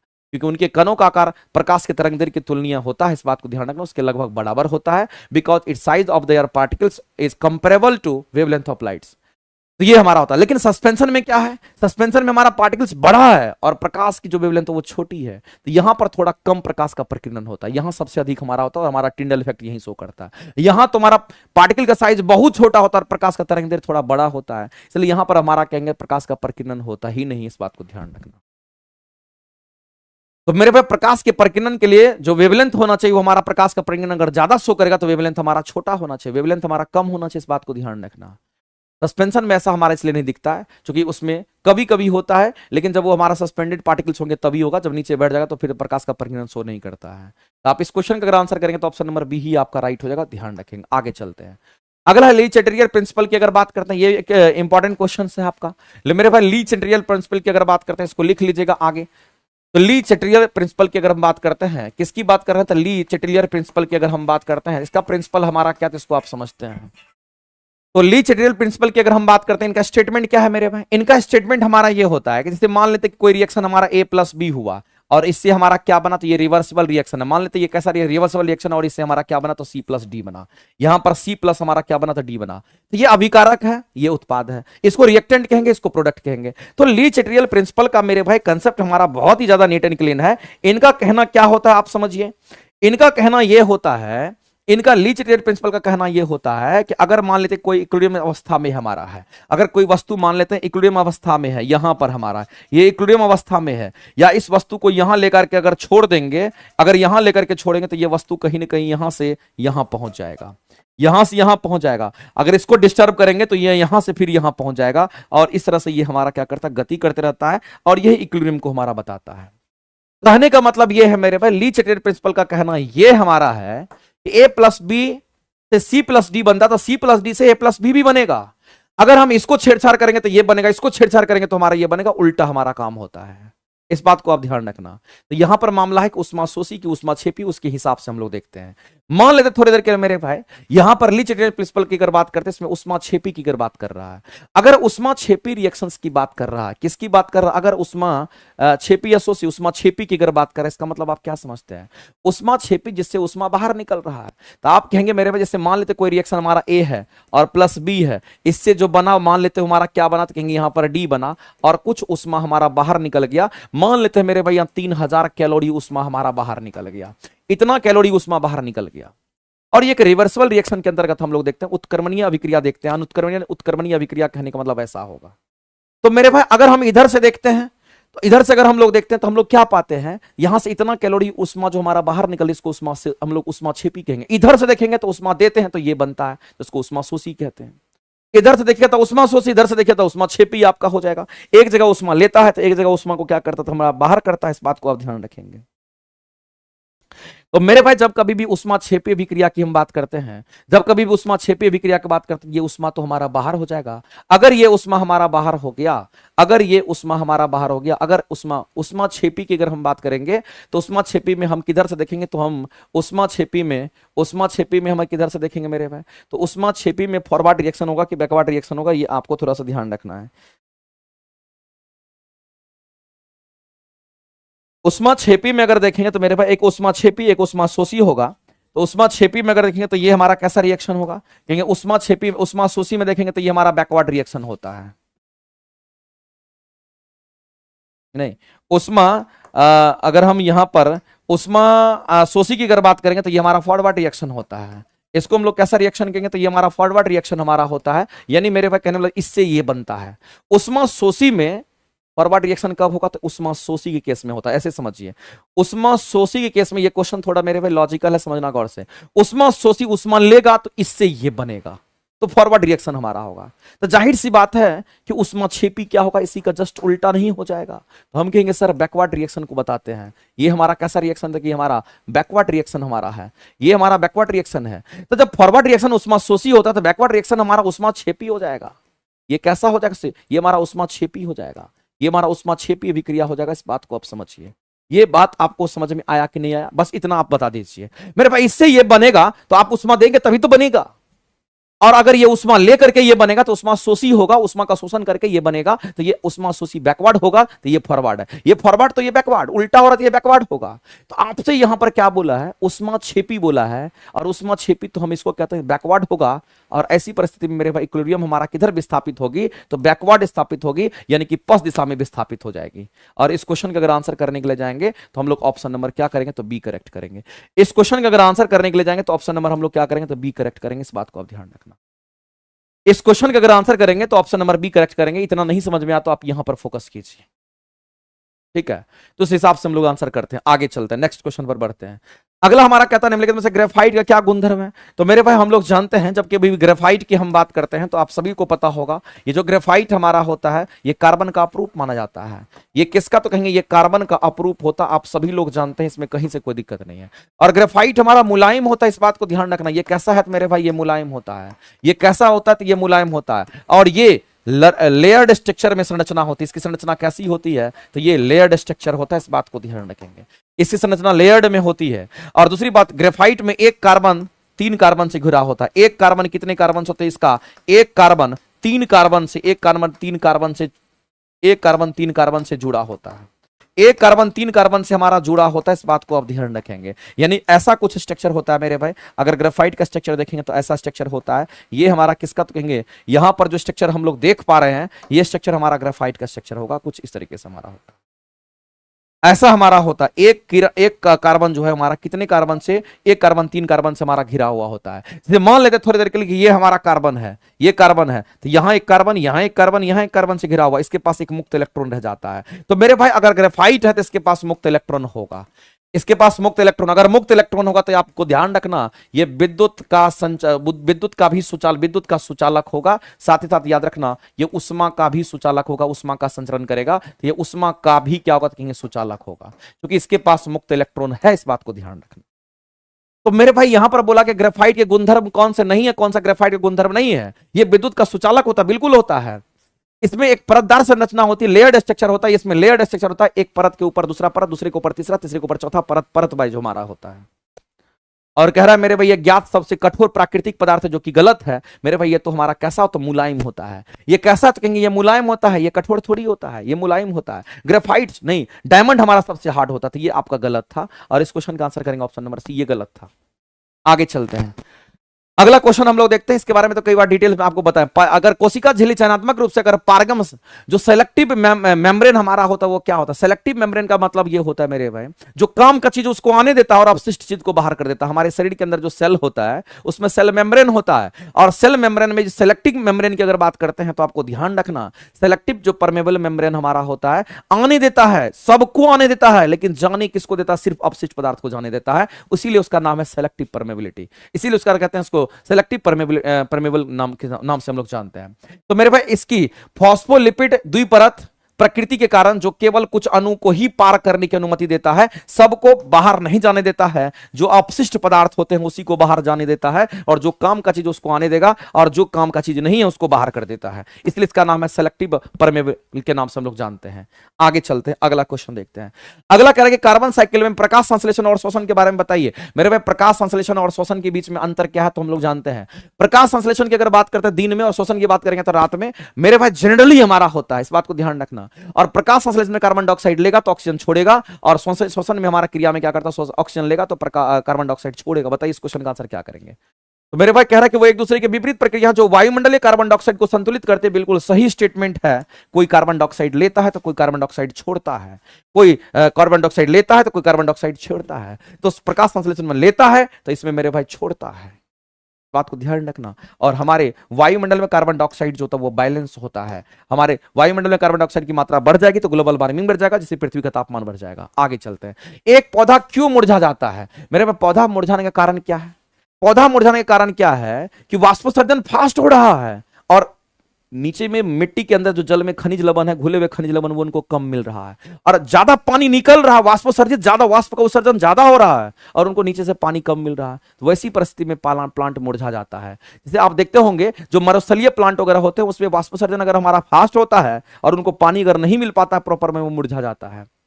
ऐसा किसी भी प्लांट में हो सकता है। तो आप सीधा कहेंगे सर मुरझाने का कारण यह है कि वाष्पोत्सर्जन की क्रिया फास्ट होगी, और जल में घुले हुए खनिज लवण जो उनको मिलता है, अवशोषण की क्रिया स्लो हो गई। तो आप यहां पर कह सकते हैं कि जब वाष्पोत्सर्जन की दर जल अवशोषण की दर से अधिक हो जाती है तो ऐसी परिस्थिति में प्लांट मुरझा जाएगा। एक लाइन में इस क्वेश्चन का आंसर है मेरे भाई ऑप्शन नंबर ए के साथ जाएंगे, दूसरा कोई भी ऑप्शन आपका यहां पे राइट नहीं है। आगे चलते हैं, अगला क्वेश्चन हम लोग बढ़ते हैं। अगला हमारा मानव हृदय के बाईं नीलम की दीवारें हमारे नीले से अधिक मोटी होती है। मेरे भाई हमारा हार्ट चैम्बर कुछ ऐसा होता है, इसको हम लोग कहते हैं हमारा क्या, तो राइट ऑरिकल, इसको कहते हैं हम लोग राइट वेंट्रिकल, इसको कहते हैं हम लोग लेफ्ट ऑरिकल, इसको कहते हैं हम लोग लेफ्ट वेंट्रिकल। चार को हमारा होता है। और हम सभी लोग जानते हैं मेरे भाई कि ये जो दीवारें होती है, इधर की जो ये दीवारें होती है, चूंकि हार्ट जो हमारा होता है वो कुछ ऐसा होता है, हार्ट हमारा कुछ ऐसा होता है, और इधर की जो दीवारें होती है ये काफी मोटी होती है। इधर थिकेस्ट वाल होता है, ये कैसा होता है मेरे भाई, ये थिक वाल होता है, ये थिक होता है, मोटा होता है। और इधर की जो वालें होती है ये पतली होती है, ये थिन होता है, इस बात को ध्यान रखना। ये थिकेस्ट वाल है, इस बात को ध्यान रखिए। ये कैसा वाल है, तो ये थिकेस्ट वाल है, ये मोटी दीवारें होती है। मोटी दीवारें कहने का मतलब है मेरे भाई कि यहीं से ब्लड पंप करके हमारे पूरे शरीर में जाता है, तो हमारा ब्लड का प्रेशर यहां पर सबसे अधिक होता है, यहां अधिक होता है। जैसे मान लेते हैं कि हमारे शरीर में जो ब्लड आता है, पहले तो अशुद्ध रक्त हमारे ब्लड में आता है, और जब अशुद्ध रक्त हमारे ब्लड में आता है तो इधर से आता है, और वेना कावा से हमारा आता है, सुपीरियर वेन का इनफीरियर वेन कावा से आता है, कार्बन डाइऑक्साइड लेकर के आता है। फिर आएगा तो हमारा दायां आलिन से दायां नीले में आता है कार्बन डाइऑक्साइड को लेकर के, और इस चैम्बर से इस चैम्बर में आने के बाद इस चैम्बर में नहीं घुसता है, डायरेक्ट यहां से दूसरे एक पाइप के द्वारा हमारा कहां, तो लंग्स में चला जाता है, फेफड़ा में, जिसको लंग्स को एल से दिखाते हैं, फेफड़ा में जाएगा। लेकिन फेफड़ा में क्या लेके गया, तो कार्बन डाइऑक्साइड। अभी तक इसमें नहीं घुसा, अब घुसेगा, तो अब ये कार्बन डाइऑक्साइड जो ब्लड है ये युक्त हमारा ऑक्सीजन में बदल जाता है। ये लंग्स क्या करता है, इस गैस को एक्सचेंज कर देता है। तो अब ये ऑक्सीजन लेकर के हमारा किसमें, तो बाएं आलिंद में आएगा, और बाएं आलिंद से फिर बाएं नीले में कार्बन ऑक्सीजन लेकर के हमारा यहां पर पहुंच जाता है। और फिर यहां पर ब्लड का प्रेशर इतना ज्यादा बन जाता है, इतना ज्यादा बनेगा कि इसको पूरे शरीर में पंप करना होता है। तो यहां पे O2 ब्लड को पूरे शरीर में भेजता है, ये पूरे शरीर में ये क्या करता है, भेजता है। तो पूरे शरीर में भेजेगा, तो ये इतना मजबूत वाल होता है कि कितना भी ब्लड प्रेशर यहां पर बढ़ जाता है ये थम लेता है। अगर ये पतला होता तो फट जाता। तो मेरे भाई यहां का जो थे वाल होता है वो काफी मोटा होता है, क्योंकि इसके अंदर का ब्लड प्रेशर ज्यादा होता है, और यहीं से पूरा शरीर में ब्लड जाता है, जो हमारा ऑक्सीजन युक्त ब्लड होता है, जो शुद्ध रक्त होता है। तो आपको वही कह रहा है कि मानव हृदय के बाएं नीले की बात कर रहा है, तो बायां नीले हमारा कौन सा, तो बायां नीला हमारा ये है। बायां नीला कहने के मतलब हमारा बायां नीला ये है, और बायां नीला की दीवारें दायां नीले की दीवारें से अधिक मोटी होती है। तो दायां नीले हमारा कौन है, ये वाला है। ये बायां नीला है, इसकी दीवारें मोटी होती है, इसकी दीवारें पतली होती है। इधर हमारा थिकेस्ट होता है, इधर हमारा थिन होता है, क्योंकि यहां से ब्लड प्रेशर होकर के पूरे शरीर में जाता है, क्योंकि इसे ऑक्सीजन रहित युक्त प्राप्त होता है। इससे क्योंकि इसे रक्त को पूरे शरीर में अधिक दाब के साथ पंप करना होता है। मेरे भाई सीधा इस क्वेश्चन का आंसर जाएंगे ऑप्शन नंबर बी के साथ, कुछ नहीं सोचेंगे। आगे चलते हैं। तंत्रिका आवेग संरचना सब कुछ या कुछ नहीं, सब कुछ या कुछ नहीं का सिद्धांत जो दिया गया है वो पूरी तरीके से किस लिए दिया गया है, सब कुछ या कुछ नहीं मेरे भाई। एक तंत्रिका या जो पूरी तरीके से या बिल्कुल भी प्रतिक्रिया नहीं करती है, बशर्ते उत्तेजना दहली थ्रेशोल्ड पर होती है, यानी थ्रेशोल्ड एनर्जी पर होता है। ये इसका स्टेटमेंट है, इस बात को आप ध्यान रख लीजिएगा। आगे चलते ही इसका प्रिंसिपल होता है। अगला हमारा रेसेसिव विशेषक कभी कभी एक पीढ़ी को क्यों छोड़ देते हैं। तो अप्रभावी रेसेसिव विशेषक कभी कभी एक पीढ़ी को क्यों छोड़ देता है, क्योंकि उन्हें वक्त होने के लिए 2% युग्मी स्थिति की आवश्यकता होती है, इसलिए क्या करता है रेसेसिव दूसरे को एक कुछ क्या करता है, छोड़ देता है। आगे चलते हैं। एक हमारा नेचुरल सिलेक्शन का जो कंसेप्ट दिया था मेरे भाई, किसने था, चार्ल्स डार्विन ने दिया था। और इनका कहना क्या था मेरे भाई, इनका कहना था उन व्यक्तियों के विभेदक अस्तित्व और प्रजनन के माध्यम से जिनके पास लाभप्रद क्या होते हैं, तो विशेषक होते हैं। यानी कहने का मतलब मेरे भाई, जो आप देखते होंगे जिसमें भिन्नताएं नेचुरल देखने को आपको मिलता है, तो जनरली हमारा इसके ही हिसाब से हमारा दिया गया था। आगे चलते हैं। अगला क्वेश्चन हमारा 10% लॉ में हम लोग जानते हैं कि 90% एनर्जी का लॉस होगा, 10% ही एनर्जी हमारा एक लेवल से दूसरे लेवल में जाता है। और ये कंसेप्ट हमारा किसने, तो लिंडमान ने दिया, क्योंकि 90% नष्ट हो जाती है, और जो मेटाबॉलिज्म प्रक्रिया होती है उसमें हमारा 90% तो लॉस हो जाएगा, लेकिन 10% का स्थानांतरण हो पाता है। ये 10% लॉ हमारा दिया है किसने, तो आप कहेंगे सीधा सीधा हमारा 10% का लॉ हमारा किसने दिया, तो कहेंगे लिंडमान ने दिया। इस बात को आप ध्यान रखेंगे। नेक्स्ट क्वेश्चन हमारा कितना, तो कहेंगे 35 नंबर क्वेश्चन की तरफ हम लोग बढ़ते हैं। और 35 नंबर जो क्वेश्चन हमारा क्या कहता है मेरे भाई, कहता है अर्धसूत्री विभाजन। मेरे भाई अर्धसूत्री विभाजन जिसको मियोसिस और मियोसिस 1 मियोसिस 2 हमारा होता है।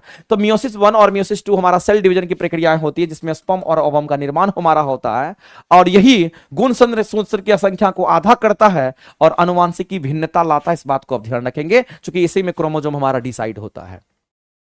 और अगर यहां पर बोला गया कि शरीर की वृद्धि की मरम्मत के लिए, तो यहां पर माइटोसिस हमारा सेल डिवीजन होता है। माइटोसिस जो सेल डिवीजन होता है उसके लिए हमारा ये मरम्मत होता है, और हम कहेंगे शरीर की वृद्धि के लिए वो हमारा जरूरी होता है। मियोसिस हमारा सेल डिवीजन के कारण हमारा क्या होता है, क्रोमोसोम में अंतर आता है, जिसके कारण हम कहते हैं आनुवंशिक भिन्नताएं देखने को मिलती है। आगे चलते हैं, एंटीबायोटिक्स वायरल संक्रमण के खिलाफ प्रभावी क्यों नहीं होते, ये क्वेश्चन आपसे पूछा गया है। तो मेरे भाई आपको ध्यान रखना है, जो वायरस होता है उसमें रिसेप्टर नहीं होता है। अगर हम वायरस की अगर हम बात करते हैं तो आपको ध्यान रखना है इस वायरस में क्या नहीं होता, क्योंकि वायरस में रिसेप्टर नहीं होता, इस बात को ध्यान रखना। ये वायरस में रिसेप्टर, वायरस हमारा रिसेप्टर नहीं होता, इस बात को ध्यान रखना। वायरस की अगर बात करते हैं ये रिसेप्टर नहीं होता है। तो मेरे भाई एंटीबायोटिक जो हमारा होता है, जो हम एंटीबायोटिक खाते हैं, एंटीबायोटिक हम लोग किसमें खाते हैं, अगर कोई बैक्टीरियल इंफेक्शन होता है उसके लिए एंटीबायोटिक खाते हैं। लेकिन ये वायरल संक्रमण के खिलाफ हमारा प्रभावी क्यों नहीं होता है, क्योंकि मेरे भाई जो वायरल संक्रमण हमारा होता है, क्योंकि वायरस में अपने स्वयं की चपाचपी मशीनरी नहीं होती है जिससे एंटीबायोटिक लक्षित ना कर सके। Because virus lack their own metabolic machinery करने उसके पास रिसेप्टर नहीं होता है, जिस कारण वो क्या करता है, इस क्रिया को एंटीबायोटिक के लिए हमारा वो क्या होता है, यहां पर काम नहीं कर पाता है, रिसेप्टर ही नहीं होता उसके पास। आगे चलते हैं, अगला हमारा क्वेश्चन क्या है उसको बढ़ते हैं। अगला, हार्मोन बहुत कम मात्रा में क्यों प्रभावी होता है, क्योंकि वे केवल एक बार उपयोग किए जाते हैं और फिर नष्ट हो जाते हैं, नहीं, क्योंकि वे जैविक प्रक्रियाओं के लिए उत्प्रेरक या ट्रिगर के रूप में हमारा कार्य करता है, जो स्वयं खपत हुए बिना। मेरे भाई हार्मोन बहुत कम मात्रा में क्यों प्रभावी होता है, क्यों हमारा होता है, ये तो एंजाइम्स के बारे में हमको लग रहा है। जैविक प्रक्रिया में अगर भाग लेता तो एंजाइम्स प्रक्रिया में भाग लेता है, लेकिन यहां पर उत्प्रेरक या ट्रिगर के रूप में कार्य करते हैं स्वयं खपत हुए बिना। तो एंजाइम्स जो भी हमारे शरीर के अंदर बायोलॉजिकल प्रोसेस में जो हमारा काम करता है, उसमें एंजाइम क्या करता है, कैटलिस्ट के रूप में काम करता है, और कैटलिस्ट में उसमें कोई कमी नहीं आता। कैटलिस्ट में मेरे भाई कमी नहीं आता, जितना आप देखो कैटलिस्ट उतना ही बना रहता है, उस कैटलिस्ट में कमी नहीं आता, इस बात को ध्यान रखना। ना घटेगा ना बढ़ेगा, 1 ग्राम आपने कैटलिस्ट मिला दिया तो 1 ग्राम ही रहेगा रिएक्शन खत्म होने के बाद भी, इसीलिए रिएक्शन खत्म होने के बाद वो हमारा होगा। लेकिन जैविक प्रक्रिया में तो कौन भाग लेता है, तो एंजाइम्स भाग लेता है। इस क्वेश्चन का आंसर क्या करेंगे मेरे भाई, इस क्वेश्चन को हम थोड़ा सा स्टार करके छोड़ते हैं क्योंकि हार्मोन से रिलेट कर रहा, आगे चलते हैं तब तक। अगला क्वेश्चन हमारा क्या कहता है, एक न्यूरॉन की संरचना लंबी दूरी तक सिग्नल प्रसारित करने के लिए अपने कार्य को कैसे संपादित करती है, तो हम कहेंगे मेरे सबसे लंबा अगर कोई होता तो एक्सॉन होता है, और एक्सॉन क्या करता है, तेजी से लंबी दूरी के संचरण की अनुमति देता है। आगे चलते हैं, 5 जगत वर्गीकरण जो हमारा क्लासिफिकेशन था, 5 किंगडम ऑफ क्लासिफिकेशन का आधार क्या था मेरे भाई, कोशिका की संरचना कैसी है, प्रोक्रियोट्स है कि यूक्रियोट्स है, पोषण की विधि क्या है, पोषण की विधि क्या है, यानी पोषण की विधि कहने का मतलब स्वपोषी है कि परपोषी है, क्या है, शारीरिक संगठन की अगर हम बात करते हैं ये, तो इस पर आधार हमारा होगा। शारीरिक संगठन कहने का मतलब एक कोशिकीय है कि हमारा बहुकोशिकीय है, इसके आधार पर हमारा है। तो मेरे भाई मुख्य रूप से अगर आप देखेंगे तो इसी के आधार पर क्या किया था, जीवों को 5 भागों में क्लासिफाई किया था। किसने किया था, तो आप कहेंगे RS व्हिटेकर ने किया था, जिसमें मोनेरा प्रतिष्ठा अगर हमारा आता है।